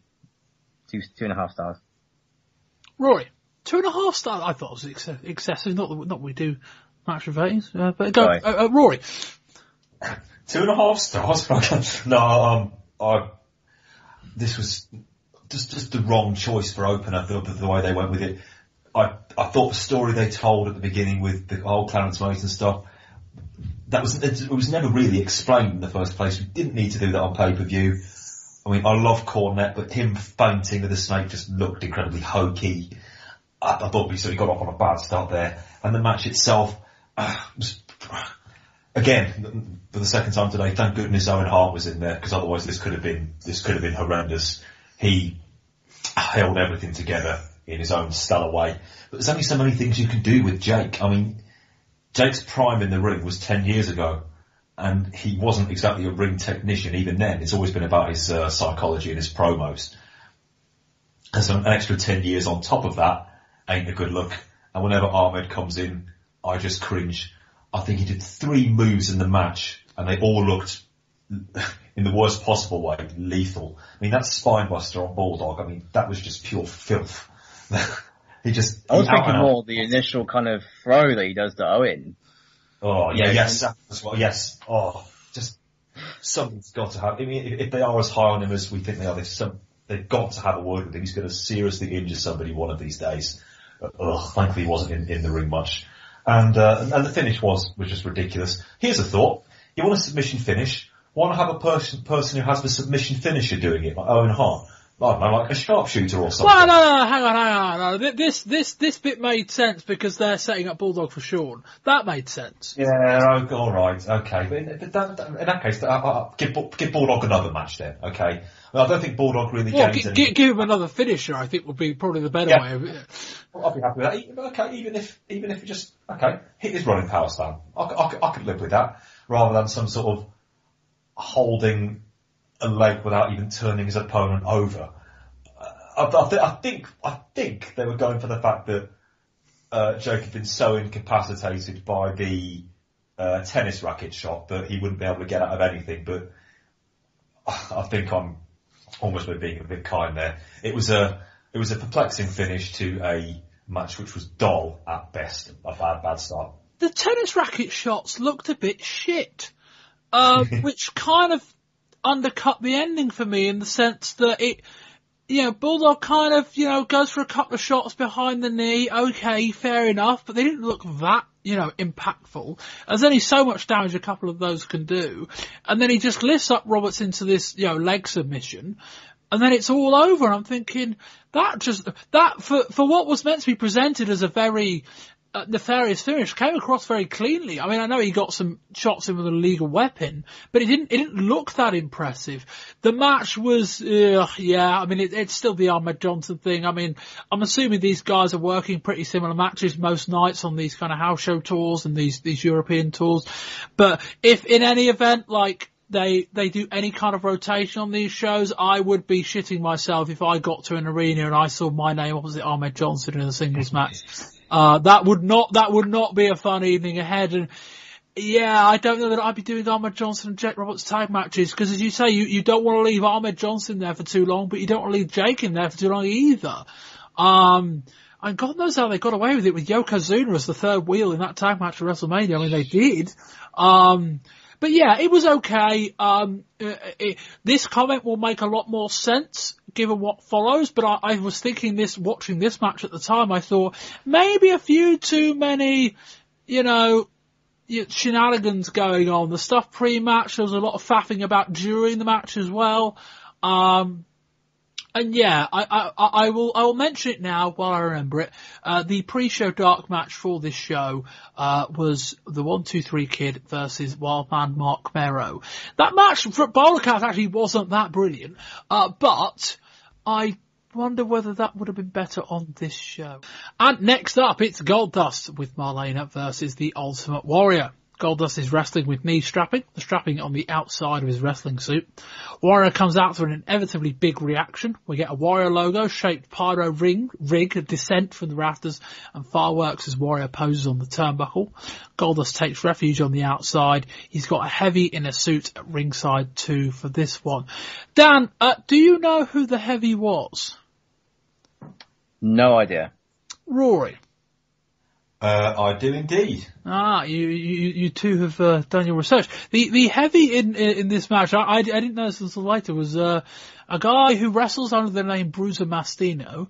Appeared in ECW a few months ago, but you may remember him slightly more infamously from his run last year as Mantor. So that was a interesting little reprise for that character anyway. He's got him at ringside as his enforcer. Goldust legs it up the R-way. Warrior follows, then smokes Marlena's discarded cigar. The referee starts making a count and then just gives up. Warrior gets Marlena's director's chair, puffs his hair up and grabs a hold of Goldust's wig and robe. This delay takes ages. Goldust grabs the mic and says, "If you people don't shut your mouths, I'm going to come up there and kiss each and every one of you." Warrior offers the wig in the direction of Goldust as a peace offering. Warrior then offers Goldust the robe. Eason holds it up, allowing Goldust to get it back on, which he does. Goldust then sits in the chair. This is fucking dull, I've got in my notes. Goldust holds out his hand. Warrior stubs the cigar on his hand, clotheslines it off the chair, and Goldust beelines it up the R-way and gets counted out. Horrendous. Goldust's bodyguard tries to get some offense in. Warrior no-sells it, hits a pair of clotheslines and a flying shoulder block. Body slams him, and then his music hits. Dan, talk us through this. What the hell was this? I'm a sports fan as well as a wrestling fan, so I like to be entertained by some sort of physical action. I don't expect to see some guy in a mullet and a bloke in a painted gold overall suit stagger around and talk for 7 minutes whilst one of them sits in a chair and smokes a cigar. This is not entertainment. I know they were booked into a corner because Goldust was injured, but it's clear from the Ultimate Warrior's reactions that the crowd don't want wrestling from him. They just want to see him do his bit and then go off. Why would you just not say, look, Goldust is injured, he hurt himself in action on a house show or later early on in the night, and then bring out Jobber Y or Jobber X, whoever's there, and just have Ultimate Warrior steamroll them like he did to Helmsley at WrestleMania. That would have been fine. That would have sent the crowd home happy. Instead, we get this pile of nonsense, which was absolutely diabolically stupid. And I really, really, really didn't enjoy any single bit of it. Apart from one thing from that Goldust did, which is the perfect response to anyone who chants faggot at you. I'm going to kiss every one of you, which is the best response to a chant I've heard from a wrestler in 96. Apart from that, absolutely useless. Rory. What a load of shite. This was just unspeakably, appallingly, disastrously rubbish. But that has been my entire response, just one long, ugh. I'll try and make some sense of this best I can. Just imagine actually, I don't know how much an In Your House show costs across the water, but who plonked down... $15 or $20. I can't remember if they've upped the price. I think they have. I'll pay $15 or $20 to watch Ultimate Warrior hold Goldust's coat for him. Yeah, absolutely. Please take my money. Utterly disastrous. And yes, Goldust was injured. So, okay, why not have Goldust do a thing on the mic saying, yes, I'm injured, I'll get you one day, Warrior, but now here's my bodyguard. And then he can squash Mastino, whatever his name is in there, the bodyguard. Warrior can do that for 30, 40 seconds like a Honky Tonk Man SummerSlam, like 88 kind of thing. Instead we got whatever this was.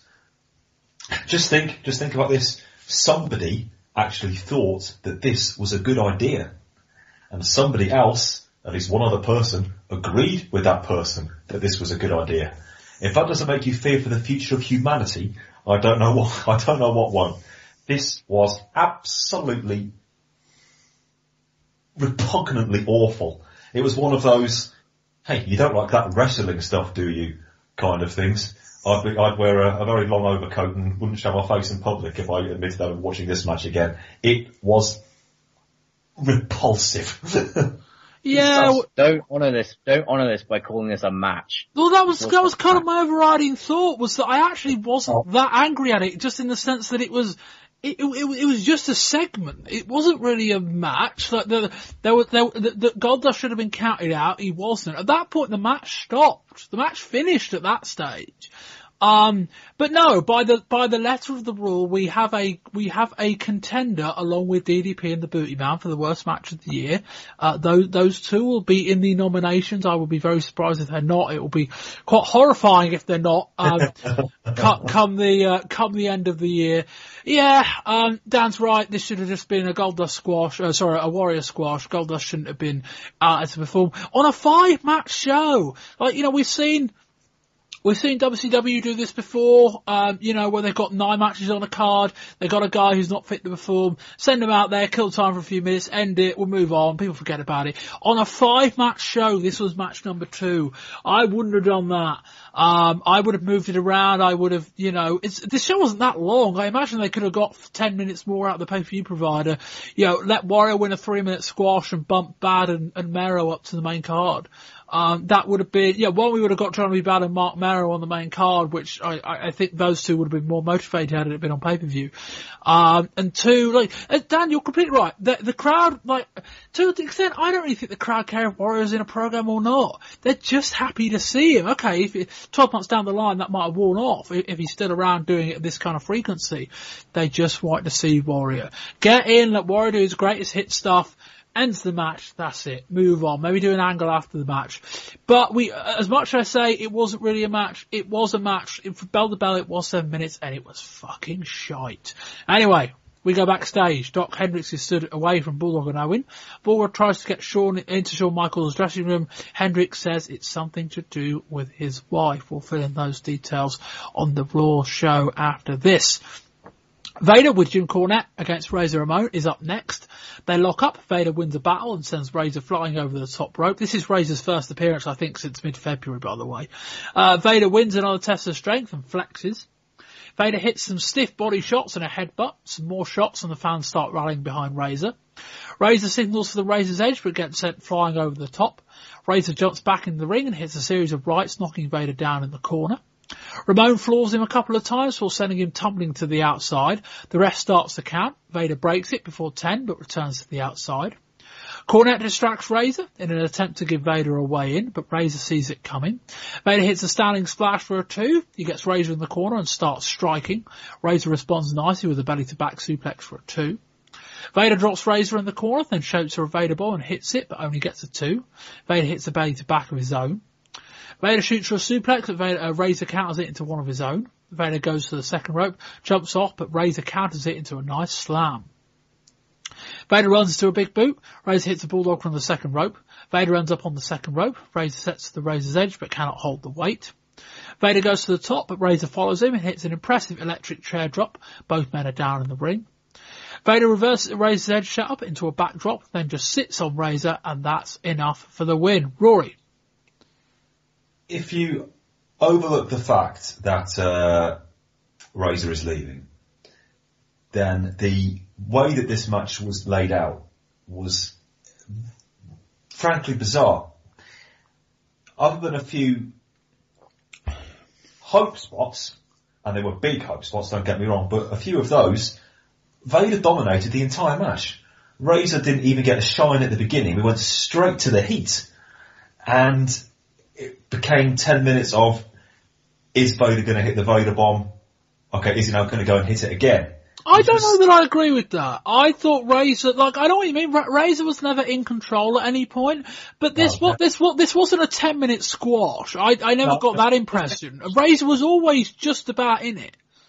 Yeah, I wouldn't go as far to say a squash. That really would have been Vince somewhere twirling his moustache. A squash would be wrong, but I still don't think it was as close to even as it should have been. 2 years ago, I think this would have been a real interpromotional dream match. Vader at his marauding heel best against a hot, motivated Razor Ramon. That is the stuff dreams are made of. That could have been a really excellent upper mid card, possibly even touching main event match at some point.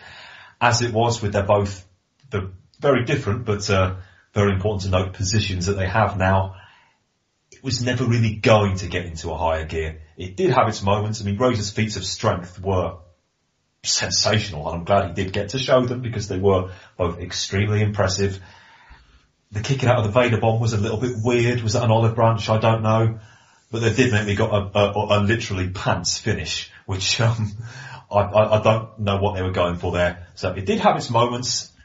It certainly wasn't a washout. It was watchable, but I wish we could have seen this at some point earlier when with the roles being slightly different. But on this show, it was almost 5 stars by comparison. Dan. I completely disagree with Rory. I reckon this should have been a 5-minute squash. Well, not effectively a squash, but a beat down by Vader, where he beats up Razor. Razor gets maybe a couple of hope spots in, brief ones, but then Vader takes him out. Maybe even do the whole spot with Yokozuna again, where he Vader bombs the knee of Razor, and then you've got an excuse then to say, oh, Razor's been, he's been active for so long because Vader took him out.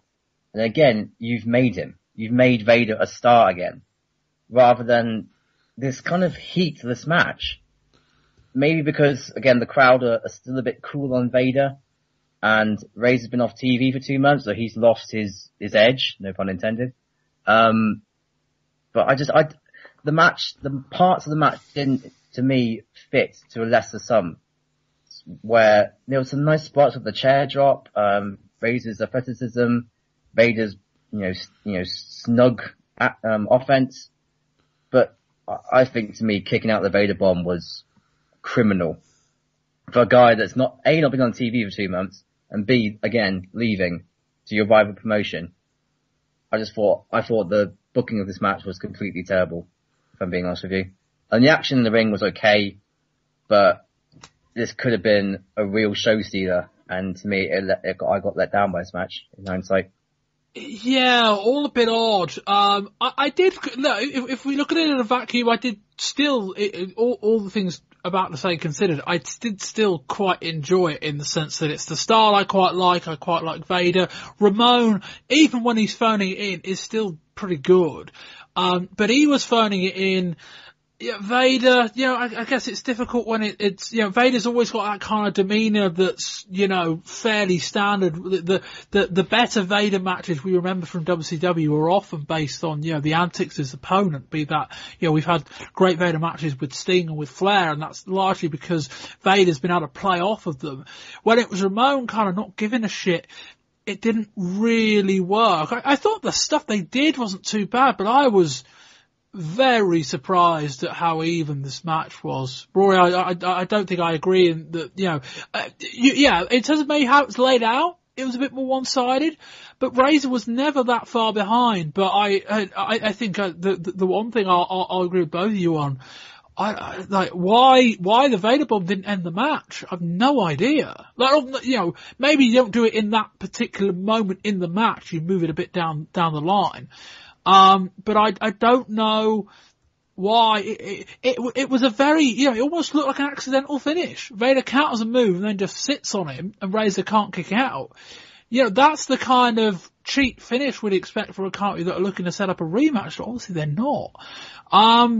But Rory, just a question, Bob. Sorry, has Vader done the moonsault yet in WWF? Yes, he did it on Raw, cause let me pull up my TV notes. People have already heard this by now. It was either before or after. Let me find this. Cause I remember, April 22nd, it was the week of this show. Vader defeated, Fatu with the Vader Salt. Vince McMahon claims, we've never seen that before in the WWF. Forgetting not only that Bam Bam Bigelow has done a moonsault on WWF television, Vince has even commented on it before saying, you won't see that anywhere else when Bam Bam did it, in relation to Vader doing it on WCW TV. So the 6 days before this show, Vader did do a moonsault. I just think, again, if you're gonna let Razor kick out the Vader bomb, I would have Vader insist, okay, I get to do the moonsault then, because that's one of my two big moves. It's better than fucking sitting on him. I mean, come on. Get this guy's finisher over. That's basic booking 101. And if he's going to kick out of one of them, I'm going to use the other. Yeah, I don't know that Vader is all that keen on making the moonsault his go-to move. I think, one, for the sake of his body, he shouldn't be that all that frequently, or two, I think for the sake of not just running it into the ground and losing all of its kind of, not novelty value, but losing all its speciality, I wouldn't do it that frequently. I would have just had the Vader bomb finish the match. It's his go-to finisher. It finished off Yokozuna 2 weeks earlier. And Rory, my follow-up question on this match was, were you surprised at how even it was? Rory, I guess you disagree, but we'll bundle this in with the Diesel thing, and assume you don't think that was as one-sided either. Were you surprised on this show as a whole that Razor and Diesel, two guys that, as we understand it, will not be appearing at the pay-per-view next month, in their final match, both look so good? I'm surprised they did look as good as they did. Whilst, again, I still don't think it should have been absolutely squashed. I still think he would have got a little bit more, but he wasn't squashed, so he did get something, I admit. And yeah, I suppose so. But I guess, look at it from the other way, it's like I always try to say, try to look at it from as if wrestling was a legitimate sporting event. Razor Ramon and Diesel are, in literal terms, they're big guys. They're going to be in matches. Making them look particularly weak doesn't really make much sense from in a vacuum, from a kayfabe, this is a sport kind of a perspective. Having said that though, especially, I'll touch briefly on it, I'll talk about it in a bit, but the main event, Diesel was able to look like an absolute monster in that particular match, and that did surprise me a bit. But if we try and take off our smart glasses, maybe it does make sense. So maybe we can give them that. Dan? Razor, I was very surprised at. As I've touched on earlier, he's been off TV for 2 months. They've not drawn any attention to him. And again, going pretty evenly with Vader was very surprising. Diesel less so, because he's been so hot the last 3 months, with Bret, then The Undertaker, and then obviously with Shawn, that it had Shawn just gone completely over him and just made him look like a chump, fans would then get kind of, I think, quite annoyed with the company going, hang on, you built up this guy for 3 months and he's been so entertaining and such a presence. Why has he now been completely walloped by this 6-foot pipsqueak? And I think that would have been probably a bit too hard to believe, taking off our kind of like, again, as Rory said, our smart hats on. So yeah, I think Diesel not that surprising, but Razor was very surprising.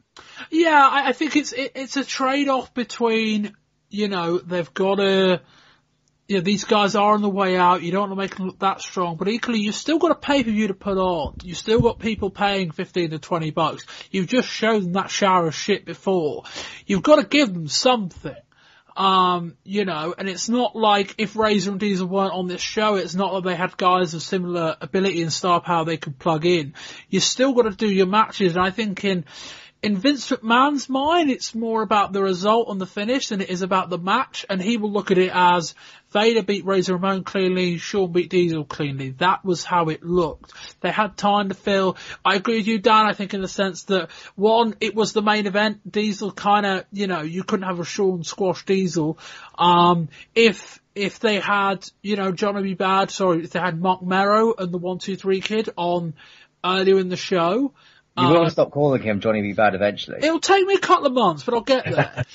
If they had Mark Merrow and the 1-2-3 Kid on there in the show, maybe they could have squashed this match a bit and made it a bit more one-sided. But when you look at, if this had been a bad, 3 or 4 minute match that was all one-sided, not particularly interesting, this would have been a shit show barring the main event. This match really helped the show, even though it didn't make a lot of sense anyway.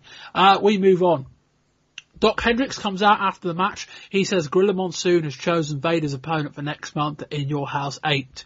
It will be Yokozuna. He's got 6 weeks at Fat Camp there. We'll see how that comes off. You can buy a Shawn Michaels, Warrior or Undertaker polo shirt and hat package for just $39.95 plus postage and packaging. Save your money, folks. Right.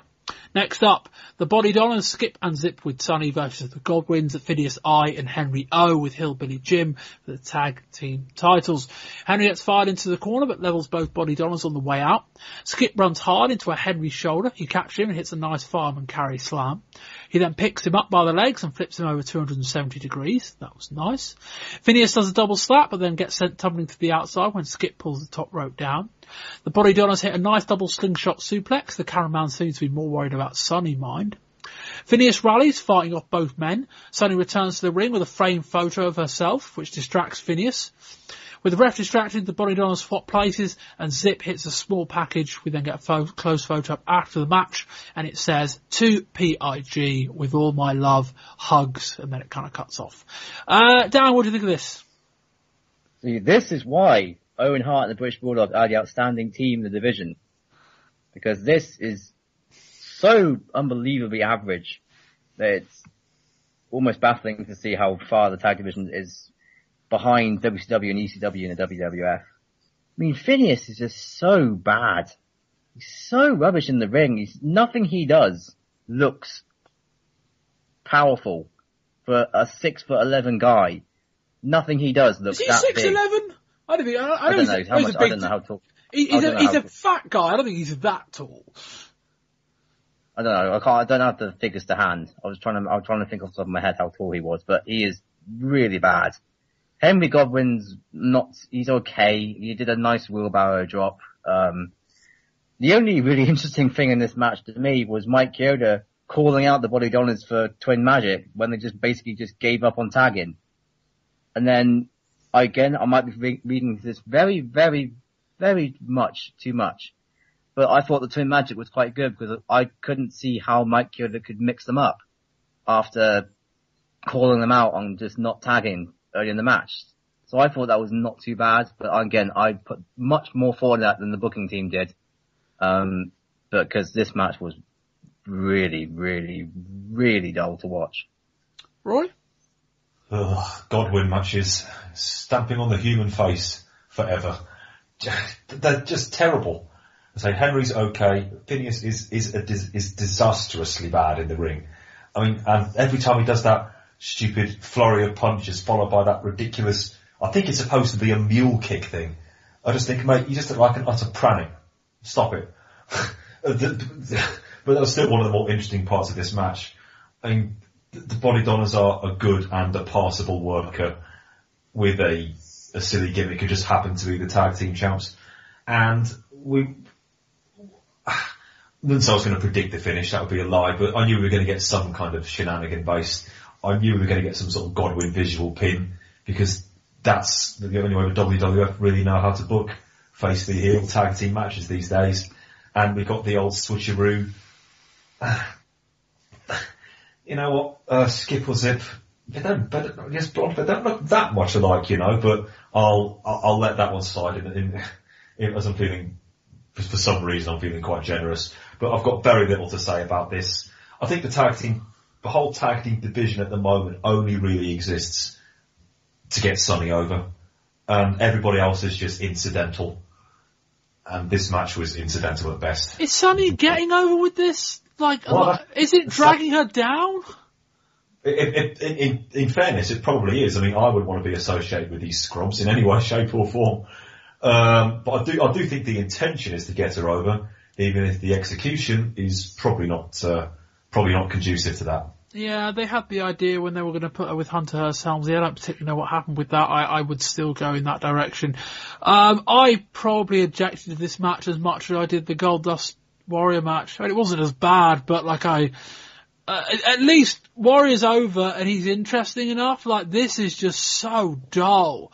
The in-ring action is so decidedly mediocre. It's not awful. They're all right.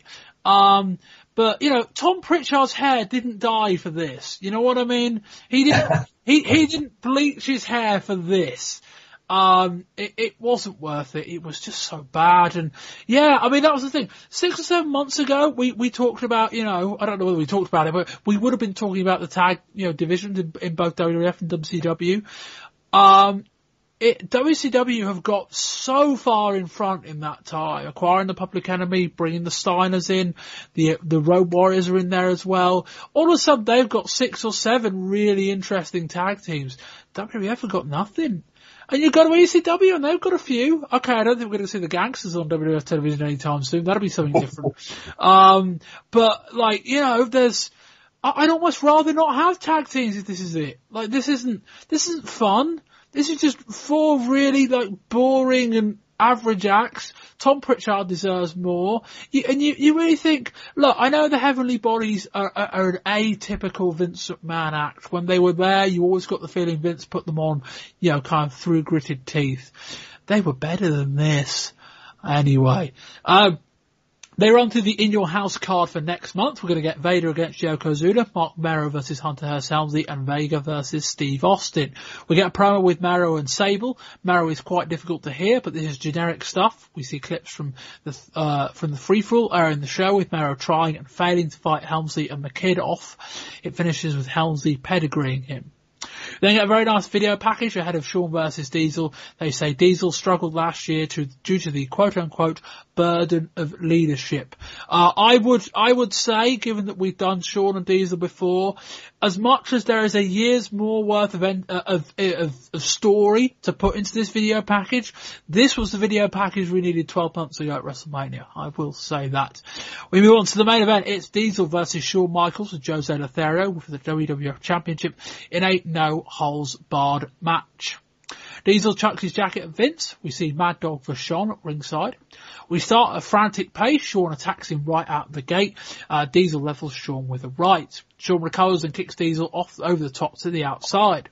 Shawn goes to the top and hits a moonsault to Diesel on the outside. He actually grabs the boot off one of the Spanish announcers, comes off the top in the ring and hits Diesel with it. Diesel fires Shawn into the corner. Shawn does the flare flip over the buckle. Diesel then hits Shawn, who crashes into the guardrail. Diesel hits a clothesline in the ring, and there's another ring of boos around the arena. Diesel chokes the ref and sends him to the mat before taking the ref's belt and starts whipping Shawn with it before choking him. Diesel throws Shawn over the top. Shawn almost ends up hanging solely by the belt. Diesel ties the belt to the rope and Shawn is stuck. That looked brutal. Shawn did so well with that. Diesel whips Howard Finkel out of his chair and hits Shawn over the back with it. Diesel goes for another chair shot as Shawn gets to his feet. Shawn moves and Diesel swings the chair so hard that it bounces off the ropes and hits him in the face. Shawn goes for a chair shot of his own, but Diesel low blows him. Shawn rallies out of the rest hold, but Diesel keeps the upper hand. Diesel punches Shawn under the top rope to the outside. Diesel picks up Shawn and jackknife powerbombs him through Vince and King's announce table. This is a great spot. We get a gasp of silence from the crowd, made all the better by Shawn being submerged in monitors. Diesel tries for the WWF title on for size. Vince says, away from his mic, "Let it be over," as Shawn drunkenly staggers to his feet. Shawn gets near the ropes on the outside. He then lifts up a fire extinguisher and deploys it in Diesel's eyes for rallying. Shawn recovered very quickly from all of this. Shawn grabs the chair from the outside and seems to take Lawler's headset with it as he gets into the ring and hits Diesel with it.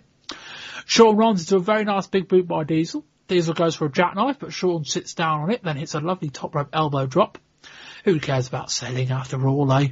Shawn lines up the sweet chin music. Diesel catches the left and hits a lovely falling clothesline. Diesel drops to the floor and grabs hold of Mad Dog for Shawn, and then takes off his prosthetic leg. Diesel shapes to hit Shawn with the leg. Shawn low blows him. Shawn hits a sweet chin music super kick with the fake leg, then sets for the real one and hits it. The camera almost misses it, but Shawn doesn't. It's also worth saying that as Shawn was kind of standing in the corner and kicking, the crowd really were clapping along with his kicks on the ground. Shawn wins the match and looks fucked off about something. I'm really not quite sure what, but it's something to do with Hulk Hogan, because he hulked up at one point and said something about go where the big boys play, something like that. Shawn stares down the camera and briefly does the Hulk Hogan pose as we go off the air. Rory. Stunning. This was magnificent. They, as the saying goes, they left it all in the ring, these two. I don't think there's a case to be made. In fact, I think it's almost certain that this is Kevin Nash Diesel's, his finest ever performance in a WWF ring. Perhaps even more so than the excellent match he had with Bret at Survivor Series 95. He was, maybe it's because he is D-Mob happy, I don't know, but he was so motivated in this match. He was putting so much behind everything. I mean, even a move like a sidewalk slam. I thought, yes, that you're really actually doing it here, mate. I mean, where were you 6 months ago, you know? And the spots they were coming up with, I mean, they were brutal. Don't get me wrong, they were brutal. But the thing I absolutely loved about them, they weren't just standard ECW, let's hit each other with cool stuff for 20 minutes. There was real meaning to them. Early on in the match, Shawn grabs Hugo Savinovich's boot. Where do you go from there? It logically builds, an odd phrase to use, but it's true. Diesel's going to take somebody's prosthetic leg off. Yes, it probably does seem a little bit goofy when spoken like that, but it made sense in the context of the match. You know, Shawn's using a chair that's got Jerry Lawler's headset wrapped around it because that's all he can find to use at the time. It felt really, really believable. These two would just use anything they could get their hands on, even if it didn't seem like what kind of weapon you would want to use, because they're both so hell-bent on I'm going to say hell-bent on hurting each other. And for Shawn, for allowing himself to be what looked for all the world, be legitimately choked, in which he was tossed over the top rope with real tape held around his neck. It was a belt, it wasn't tape. It was belt, yes, absolutely. It looked like tape. It was so firmly around his neck. I was like, wow, just all the fair play in the world. This was captivating stuff. I will just come up with one caveat, and you mentioned it in your write-up there, Bob. I mean, Shawn sold the powerbomb through the table itself brilliantly. The actual powerbomb itself, you know, faraway look in his eyes, thrashing around. It was as if he just about escaped from a burning building or something. That was fantastic. I didn't like 30 seconds later he gets back in the ring and he's up and jiving without even holding his back. I didn't like that. And that's my one Shawn Michaels flaw. And I say that as somebody who's a fully paid up Click member. I can look past that because what the two actually did to each other in the name of our entertainment, for a company that do not normally do anything remotely close to this sort of thing, I thought was I'm just so positive about this match. It's a massive testament to them and what they did out there, and I absolutely loved it. As I said earlier, this needed to be a great main event, and boy was it ever. Dan? Yeah, I agree. I thought this was both men's shining moments in their WWF careers. Rory's he's talked about Diesel already, because this was just by far and away his most amazing in-ring performance and character performance, because he was in ultra heel mode in this one. He wasn't just, being all a bad guy, all booming, being... You can't get much more of a heel than going into the crowd and whipping off someone's leg. Yeah. There aren't many levels you can go beyond that. Sorry, Dan, carry on. And that's because I was going to say, the crowd, there were a couple of "Let's Go Diesel" chants, ringing out for the arena throughout the match. And then as soon as he shakes off his leg, everyone in Goaters goes, whoa, you're going too far there, pal. This is going a bit too much. And even strangling Hebner with the belt. We talked about him, almost hanging Michaels a bit, but he also strangled Hebner. Come on. Goodness sake. But also about Shawn Michaels. The ladder match with Razor is better as a match, in my opinion, in terms of just historical importance and the actual action itself. But in terms of a character performance, the one criticism I've had with Shawn Michaels over the year has been, in promos, he's always gone, this is the toughest match of my career, I've got to pull out all the stops to win this match. And he comes out every single time and he's dancing around, he's high-fiving, he's juking and jiving, he's shaking his behind, as if he hasn't got a care in the world and this is just another day at the races for him. This one, he comes out with a face like thunder and an expression that says, I am going to kick your ass, this is going to be hell for me, but I'm going to still win. And instantly I'm believing that he is the champion. He is the face of this company and he takes this seriously, and I'm thinking, yes, this is going to be a big fight, and I'm psyched up for it. And although we can talk about him selling it, this is Shawn Michaels. I mean, this is, his style does not lend itself to selling a back injury for the rest of the match. So I can kind of let that one slide a bit. And also post-match, him looking genuinely angry.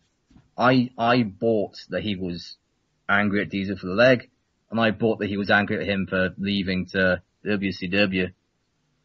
Again, brilliant action, brilliant character work from both guys, and match of the year so far for me. There have probably been better WWF matches that we've covered since we started this. I don't know that I've enjoyed one more. This was a hell of a lot of fun. And there was a lot of, I don't want to call them shortcuts, but there were a lot of set pieces in this match. The spot through the table, the bit with the prosthetic leg, the bit with the belts, and you expect that from a no holds bars match. But I think that one of the things I most enjoyed was just the fluidity of the stuff in the middle. And the bit where Shawn goes for the super kick, Diesel catches the leg and then just hits this lovely falling clothesline. That was so smooth. And yeah, I mean, the bit where Diesel does the powerbomb and Shawn just gets submerged in monitors.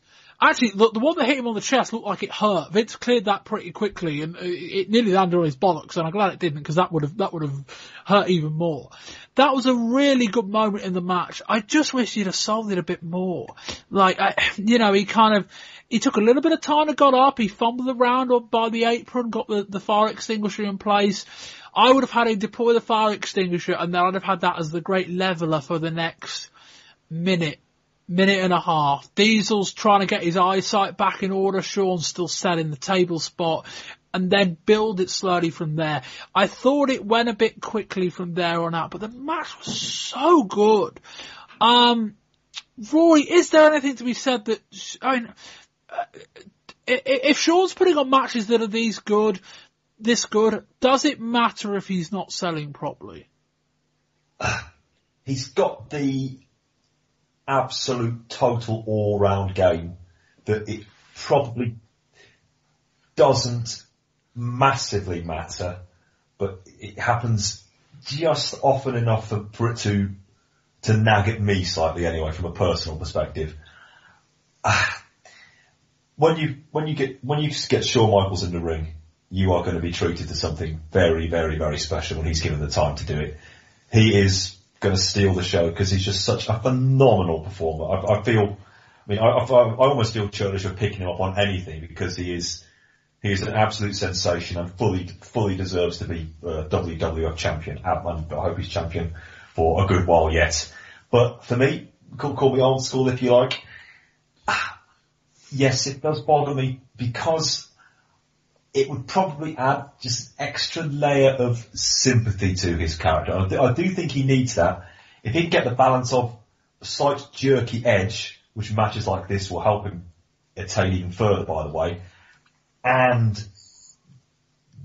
manage to accrue a bit more sympathy from the audience at times, then he's almost a 100 out of 100, as opposed to the mere 97 he is now. Yeah. I don't think it matters majorly, but it is where it is.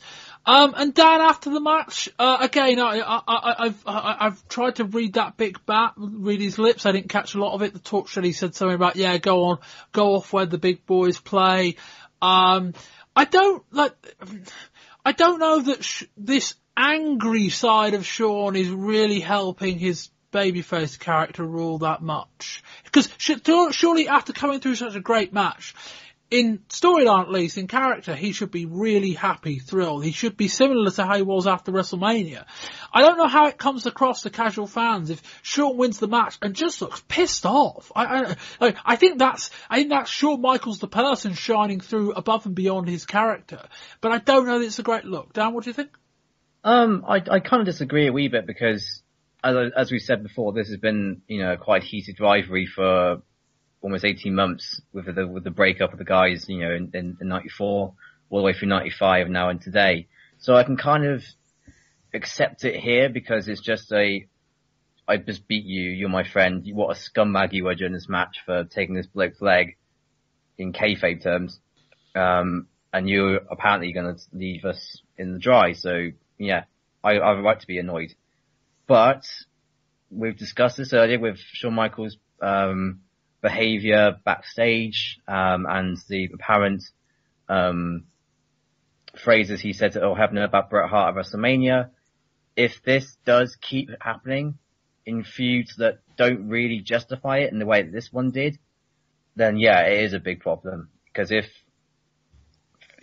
definitely the guys, the clique members, as it were, if they begin to see this side of Shawn Michaels week in and week out, then they're going to turn away from him because no one likes to see, not an angry babyface and I want to get your ass, you're beating me up, I want to kick your ass back, in a, pissed off in life in general sort of way. It's going to turn people off. That's the way it is. And Shawn's got to be careful that he doesn't, air these real emotions on air too much in the near future, otherwise it's going to backfire on him. Yeah, petulance we saw at SummerSlam last year from the bit where they were trying to hang the belt up in the right spot and he was getting pissed off that wasn't right, to him fluffing the finish and then having to redo it. I think he fluffed it twice from what I can recall, and him getting more and more angry. I mean, I don't know that many people are going to notice. I just think if it starts happening every month, it's not a great look. And as much as what we're going to come on to after this is more of a deliberate storyline choice, you start combining that side of Shawn's character with that side of Shawn Michaels' own personality, it starts to become less of a babyface I think people are going to latch onto. Fortunately, a lot of them already have. I would just keep that in check. Anyway, Rory, your overall thoughts on the show and a score rating out of 10? Absolutely saved the show, did the main event, and anybody who hasn't seen it, you've got to go and seek it out. You just don't see things like this in the WWF, and this particular main event could well end up being a corner turner for them in the future. They should do this every single month, but they show that you can go hardcore and you can make it work if you really think about it. So the importance of that match also goes some way to explaining my score. Taking the other rest of the pay-per-view into account, unfortunately, not good at all. So one decent match and 3 for various reasons, which were pretty rubbish. So almost solely for the quality and the importance of the main event, I'm going to give this a 4. But even there, I think I'm being a mite generous, but you must watch the main event. Dan? Again, as Rory said, this match is essential viewing. This is just superb in terms of a wrestling character, entertainment perspective. It is fantastic, and everyone should go and watch this match. I initially had this show scored a bit higher, but after talking it through about the Warrior Goldust, the Vader Razor booking, and the Godwin's Bodied Honors match, I'm downgrading it, but to a 6, because again, that main event was brilliant, and I think it's unfair to take this show down too much because of the quality of the undercard, because again, that match is so good, and because it is a 2-hour show. If this was a 3-hour show, it might be a bit more harsh, but because it's 2 hours and that main event was so good, I'm going to go for a 6 out of 10. Yeah, I'm with Rory on a 4. It's funny you say it, Dan. The amount of people that we've not had many occasions where talking through a show has made it better in people's eyes. A lot of time people will go, well, I thought it was alright. Now we've done like an hour on it on the podcast, I've gone down. Very few people say we've done it on podcast and I'm more positive on it. That's an interesting kind of thing. But yeah, it's a one match show. The one match is really good. The rest of it's just dire. They're really, I mean, Vader and Razor's alright, but Razor going through the motions almost isn't worth watching, which is a shame, because Vader and Razor, as we said, Vader and Razor on another night could have been fantastic if the circumstances were different.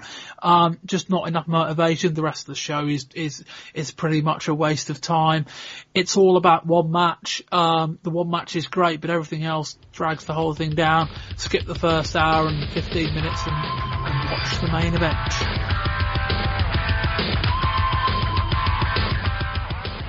Raw opens on April the 29th with Mankind submitting Bart Gunn after a physical match. Gunn is backstage after the match being interviewed, and Mankind attacks him and puts him out again with the hold.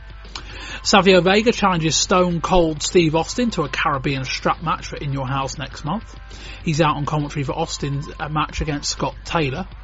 Austin makes light work of Taylor with $1 million submission. Vega then makes the challenge formal on the microphone. Ted DiBiase dismisses the challenge, so Vega blindsides Austin and whips him with a strap. We get an in-ring segment with Shawn Michaels, Jose Lothario, Vince McMahon, Jim Cornette, the British Bulldog and Diana Smith. Michaels puts over his ability to adapt to any style, following Bret with Diesel. Cornette says that Michaels tried to sleep with Diana. He says that during the pay-per-view opener last night, a WWF production official got to Diana at ringside to go backstage under the premise that Cornette was hurt. Instead, when she got backstage, that she found Shawn. Cornette says Shawn propositioned Diana, then calls him a sexual deviant, a pervert. Cornette is on an absolute roll here. He ends by calling Shawn a fornicator. Diana then says, Shawn, I know that you want me. Shawn then tells her not to flatter herself. This is fantastic. Diana slaps him. Shawn says to Bulldog, I guess we know who wears the pants in the Smith family. The pair brawl as we go to commercial. Sonny walks out with the tag titles during the match between the New Rockers and Marty Jannetty and Lee Cassidy against the Godwins. The match ends in a double countout. Jim Ross interviews Mankind. He says there are nerves underneath the tongue and there is no escape from temporary paralysis. The only hope is Mankind's love for humanity, and I don't have any. The main event is Isaac Yankem DDS against the Ultimate Warrior. Warrior is very popular here. Lawler cannot decide whether he wants to commentate or be in Yanker's corner, so he kind of does both. Warrior makes very light work of this one. Lawler dismay makes this entire segment. 1 month ago, everybody said there was no way that the style of the Heartbreak Kid, Shawn Michaels, would last for 60 minutes against the excellence of execution. So what I did was adapt to his style, and not only did I dance with him for 60 minutes, we danced for 63, and I came out on top. And then, last night, everyone said that there is no way that the Heartbreak Kid and his style could hold up to Big Daddy Cool in a no-holds-barred match. Now, don't get me wrong. I know I took an ass-kicking, but I gave one right back. Man, I'm sick of the click. Whether you want to dance, if you want to waltz, you want to jitterbug, you want to twist, the Heartbreak Kid can adapt to any style. And myself and my clique are ready for the best that the World Wrestling Federation has to offer. What about it, Clint? Click makes me sick. Yes, the challenges keep right on coming. And I've been really enjoying this. Let's get down to business. Let's get down to brass tacks. Last night was a great victory in the ring, but I want to talk about what happened outside the ring. Here we go. I want to talk about what you did, you stinking pervert, when you tried to sleep with this man's wife. Woohoo! There it is. You heard it, folks. Now, wait a minute. What proof do you have of this outlandish allegation? It's true. Last night, during the British Bulldogs match, Diana Smith was seated at ringside. As a matter of fact, if you look at this videotape, it's hard to see, but look at that circle. Diana Smith got a message from one of the production assistants that I was in trouble in the back. See the guy motioning? She got up. Look, you can see right behind the referee there. She got up out of ringside, right in that white circle. There she goes. She went to the backstage area. So where I wasn't waiting, where Shawn Michaels was waiting. Shawn Michaels. Shawn Michaels, Shawn Michaels is preparing for the most grueling match of his life, and he's talking with Diana? Shawn Michaels brought her back there. Shawn Michaels put his arm around her, steered her into a dark corner, and propositioned her. Yeah. That's exactly what he did. Yeah. He was giving new meaning to the rising of the occasion word. Everybody know, hey, look at me, punk, I'm talking to you. I'll sue you. Yeah. There you go. Tell him. Everybody knows that you think you're God's gift to women. Yeah. Everybody knows that you think you're the Heartbreak Kid. Well, I want to know something. I want to know what kind of stinking animal, while he had a main event title match on pay-per-view, would be in the back in a dark corner cozying up to somebody else's woman. I want to know what kind of sexual deviant would think of causing somebody to break their matrimonial bonds. I want to know what kind of pervert would grab a woman, an innocent woman like this who has never done anything out of the way in her life. And I want to know how you would try to corrupt her and sully her and desecrate her. She's not a Jezebel. She is not a scarlet woman. But you, sir, are a sleazebag, Diana. Tell him, Cornette. I want you. Now, Shawn Michaels, I want you to face your accuser.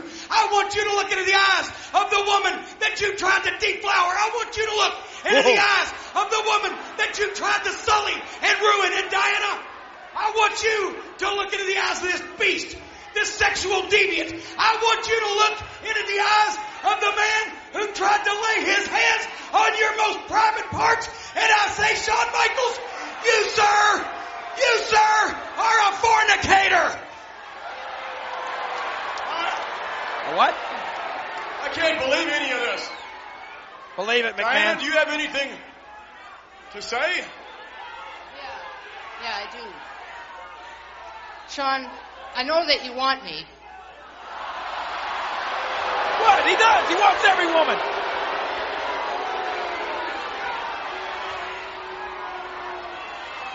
Go after a snake if it had a skirt on. Mrs. Smith, with all due respect. Oh, that's about as sincere as flowers from Bard's shot. Please, do not flatter yourself. Uh-oh.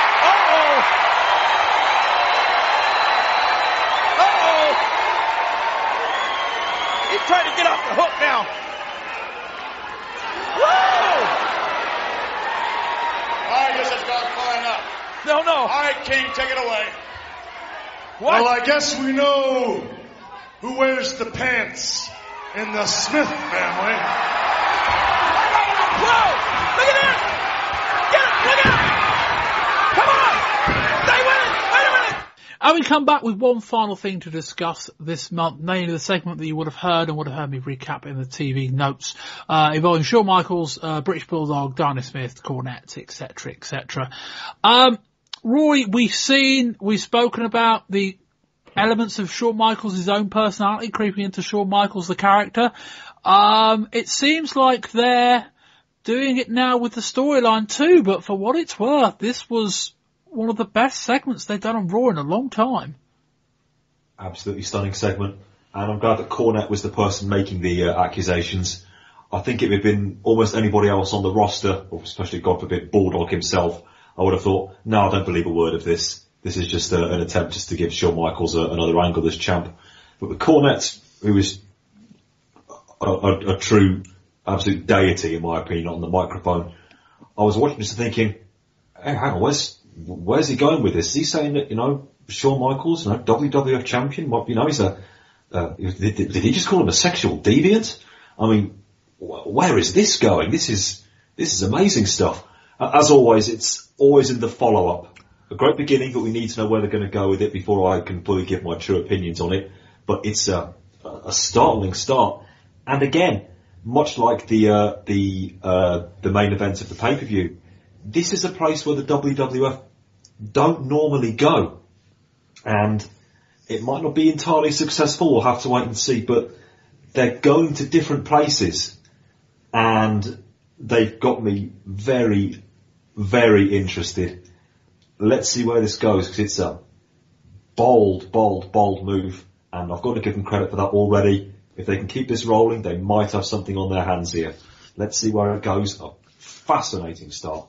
Yeah, hard to disagree with any of that, really, Rory. In terms of, we've seen a lot from Shawn in terms of what we've read about him, but it's not anything that's ever, maybe it has massively kind of come into his character. And I guess there was always the joke when Shawn hired Diesel back, 2-3 years ago, when it was like, it wasn't a case of, it wasn't a case of having Diesel protection the fans from Shawn. It was having Diesel protecting, it was having Diesel protecting the fans from Shawn, not the other way around. So they've mentioned that before, but not in a way that's massively different or anything like that. But no, I thought this was an incredibly strong segment. Cornette, nobody else could have carried this segment, I don't think. Cornette was the perfect guy. I don't think anyone else in that situation could have done. Bulldog's not a good enough promo. I like Diana's delivery, but she's good in short bursts. And credit to them both. As much as Cornette, rattled off this machine gun promo, the two best bits of it were Diana saying, Shawn, I know you want me, and Shawn saying, Diana, don't flatter yourself. I think, in a sense that I was watching that segment, and those were almost the two lines I least expected from both of those guys. Dan, anything more to add on this? Yeah, I was just saying, like what we said, can you imagine WWF doing this in the early 90s? Can you imagine Hulk Hogan getting accused of, effectively adultery by someone like Savage or Sergeant Slaughter? Absolutely not. It was a really refreshing piece of storytelling. It's a storyline that looks like it's going to be quite long. It's going to carry a lot of time up. So you've also eaten time towards SummerSlam. You've got a great chance to get It might only be one and done. I don't know necessarily that this is a 2-3 month program, particularly given how they've treated Bulldog since December. I kind of was under the impression that this may have been Shawn versus Diesel 2 had they not have had Diesel leaving for WCW and they've just filled in a spot. They could do it. The way Jim Cornette carries his promos, he can eat. He's got so much material. And if he's this entertaining, for 2 or 3 weeks, I would want to see this carry on for another couple of months because this is gold. And as I said, you can get Owen involved, down the line when this feud ends. Camp Cornette versus Shawn. I just think this is a very refreshing bit of storytelling where you're again getting a personal investment in this storyline with the WWF champion, which is something that didn't happen at all in 1995 when Diesel was the champ, effectively until when he went out of opponents after Shawn. So that's obviously something that's got to be praised by the WWF. And again, as you said, Jim Cornette is a master on the mic. He made this segment entertaining as hell. And Diana, in short bursts, as you said, is great. She adds that kind of real world drama that you can kind of kind of miss in the circus that is the industry. You're completely right. There is nothing pro wrestling about Diana Smith. Nothing.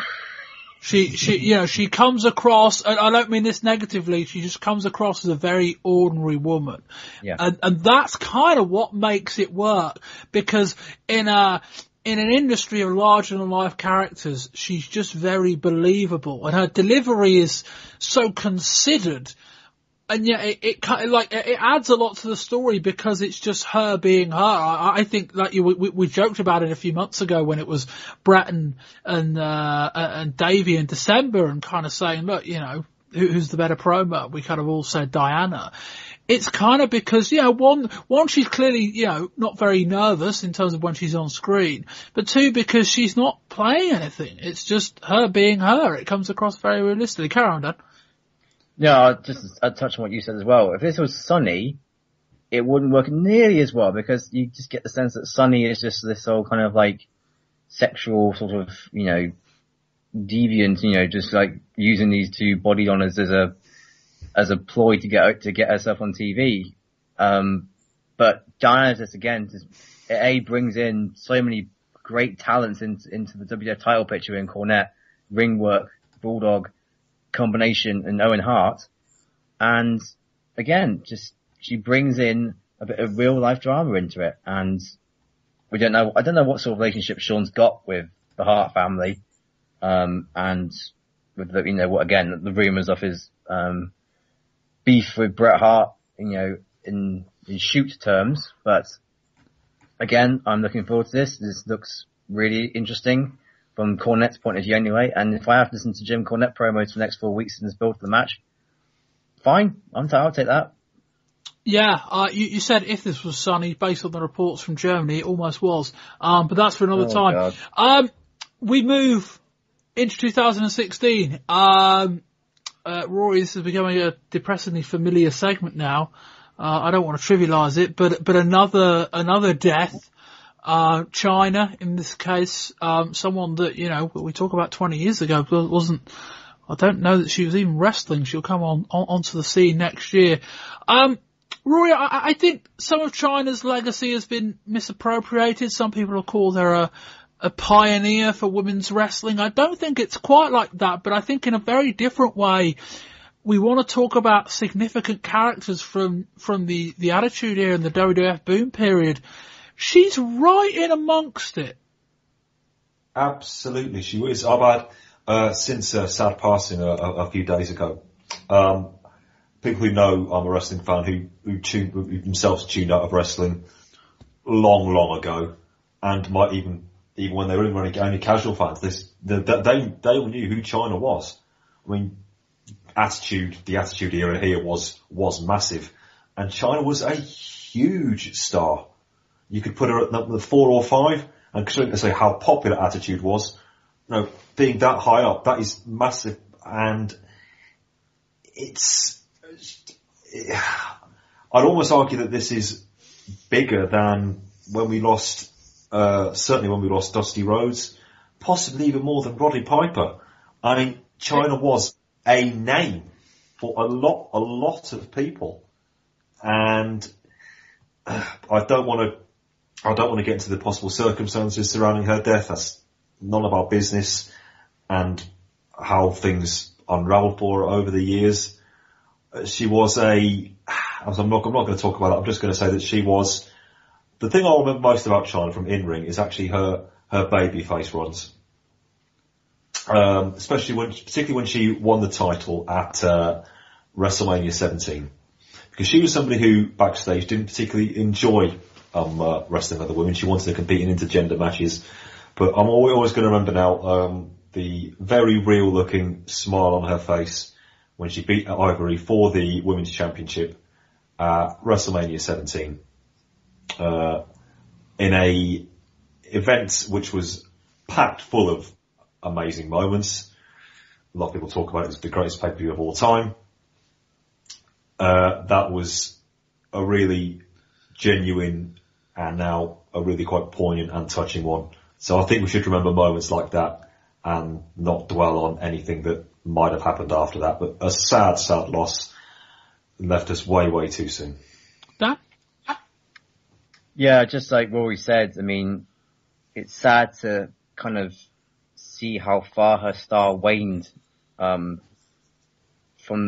the late 2000s, when after Playboy and media appearances, after Rock and Austin, she was probably, in terms of mainstream knowledge, the most over Attitude Era character. I would say she's more over than Triple H. She was more over than Mankind, Mick Foley, again in late 2000s. And then we all know what happened with Triple H and the company desperately trying to get rid of her because she was a problem. And that is such a huge shame, because when you look at revisionist WWF and WWE history, DX is now Triple H and Shawn Michaels. There's no China in there. And women's wrestling as a whole was brought about because of Trish and Lita. Again, no mention of China. Even though she was the first woman to enter the Royal Rumble, she was the first woman to win a King of the Ring match and compete in the pay-per-view. She's the first woman to win a men's title, regularly compete with men, and again in late 2000 actually hold her own. You know, against guys like Guerrero and Saturn and Benoit and, you know, Billy Gunn. She was competent. She could hold her own. And that is, again, such a shame that up until her death, the WWF did not want to do anything to do with her. And that is such a shame, considering how much of an impact she had on the Attitude Era, in terms of two of its biggest calling cards in history, DX and the women's division in 2000. Yeah. It's such a shame. For a company that is just starting to get onto the women's sports bandwagon, if you like, if you want to call it a bandwagon, the wave, the movement, they're calling it a Divas Revolution, even though they're not Divas anymore, all of that. China was an oddly progressive character in a company that's not known for its progression or its proactiveness.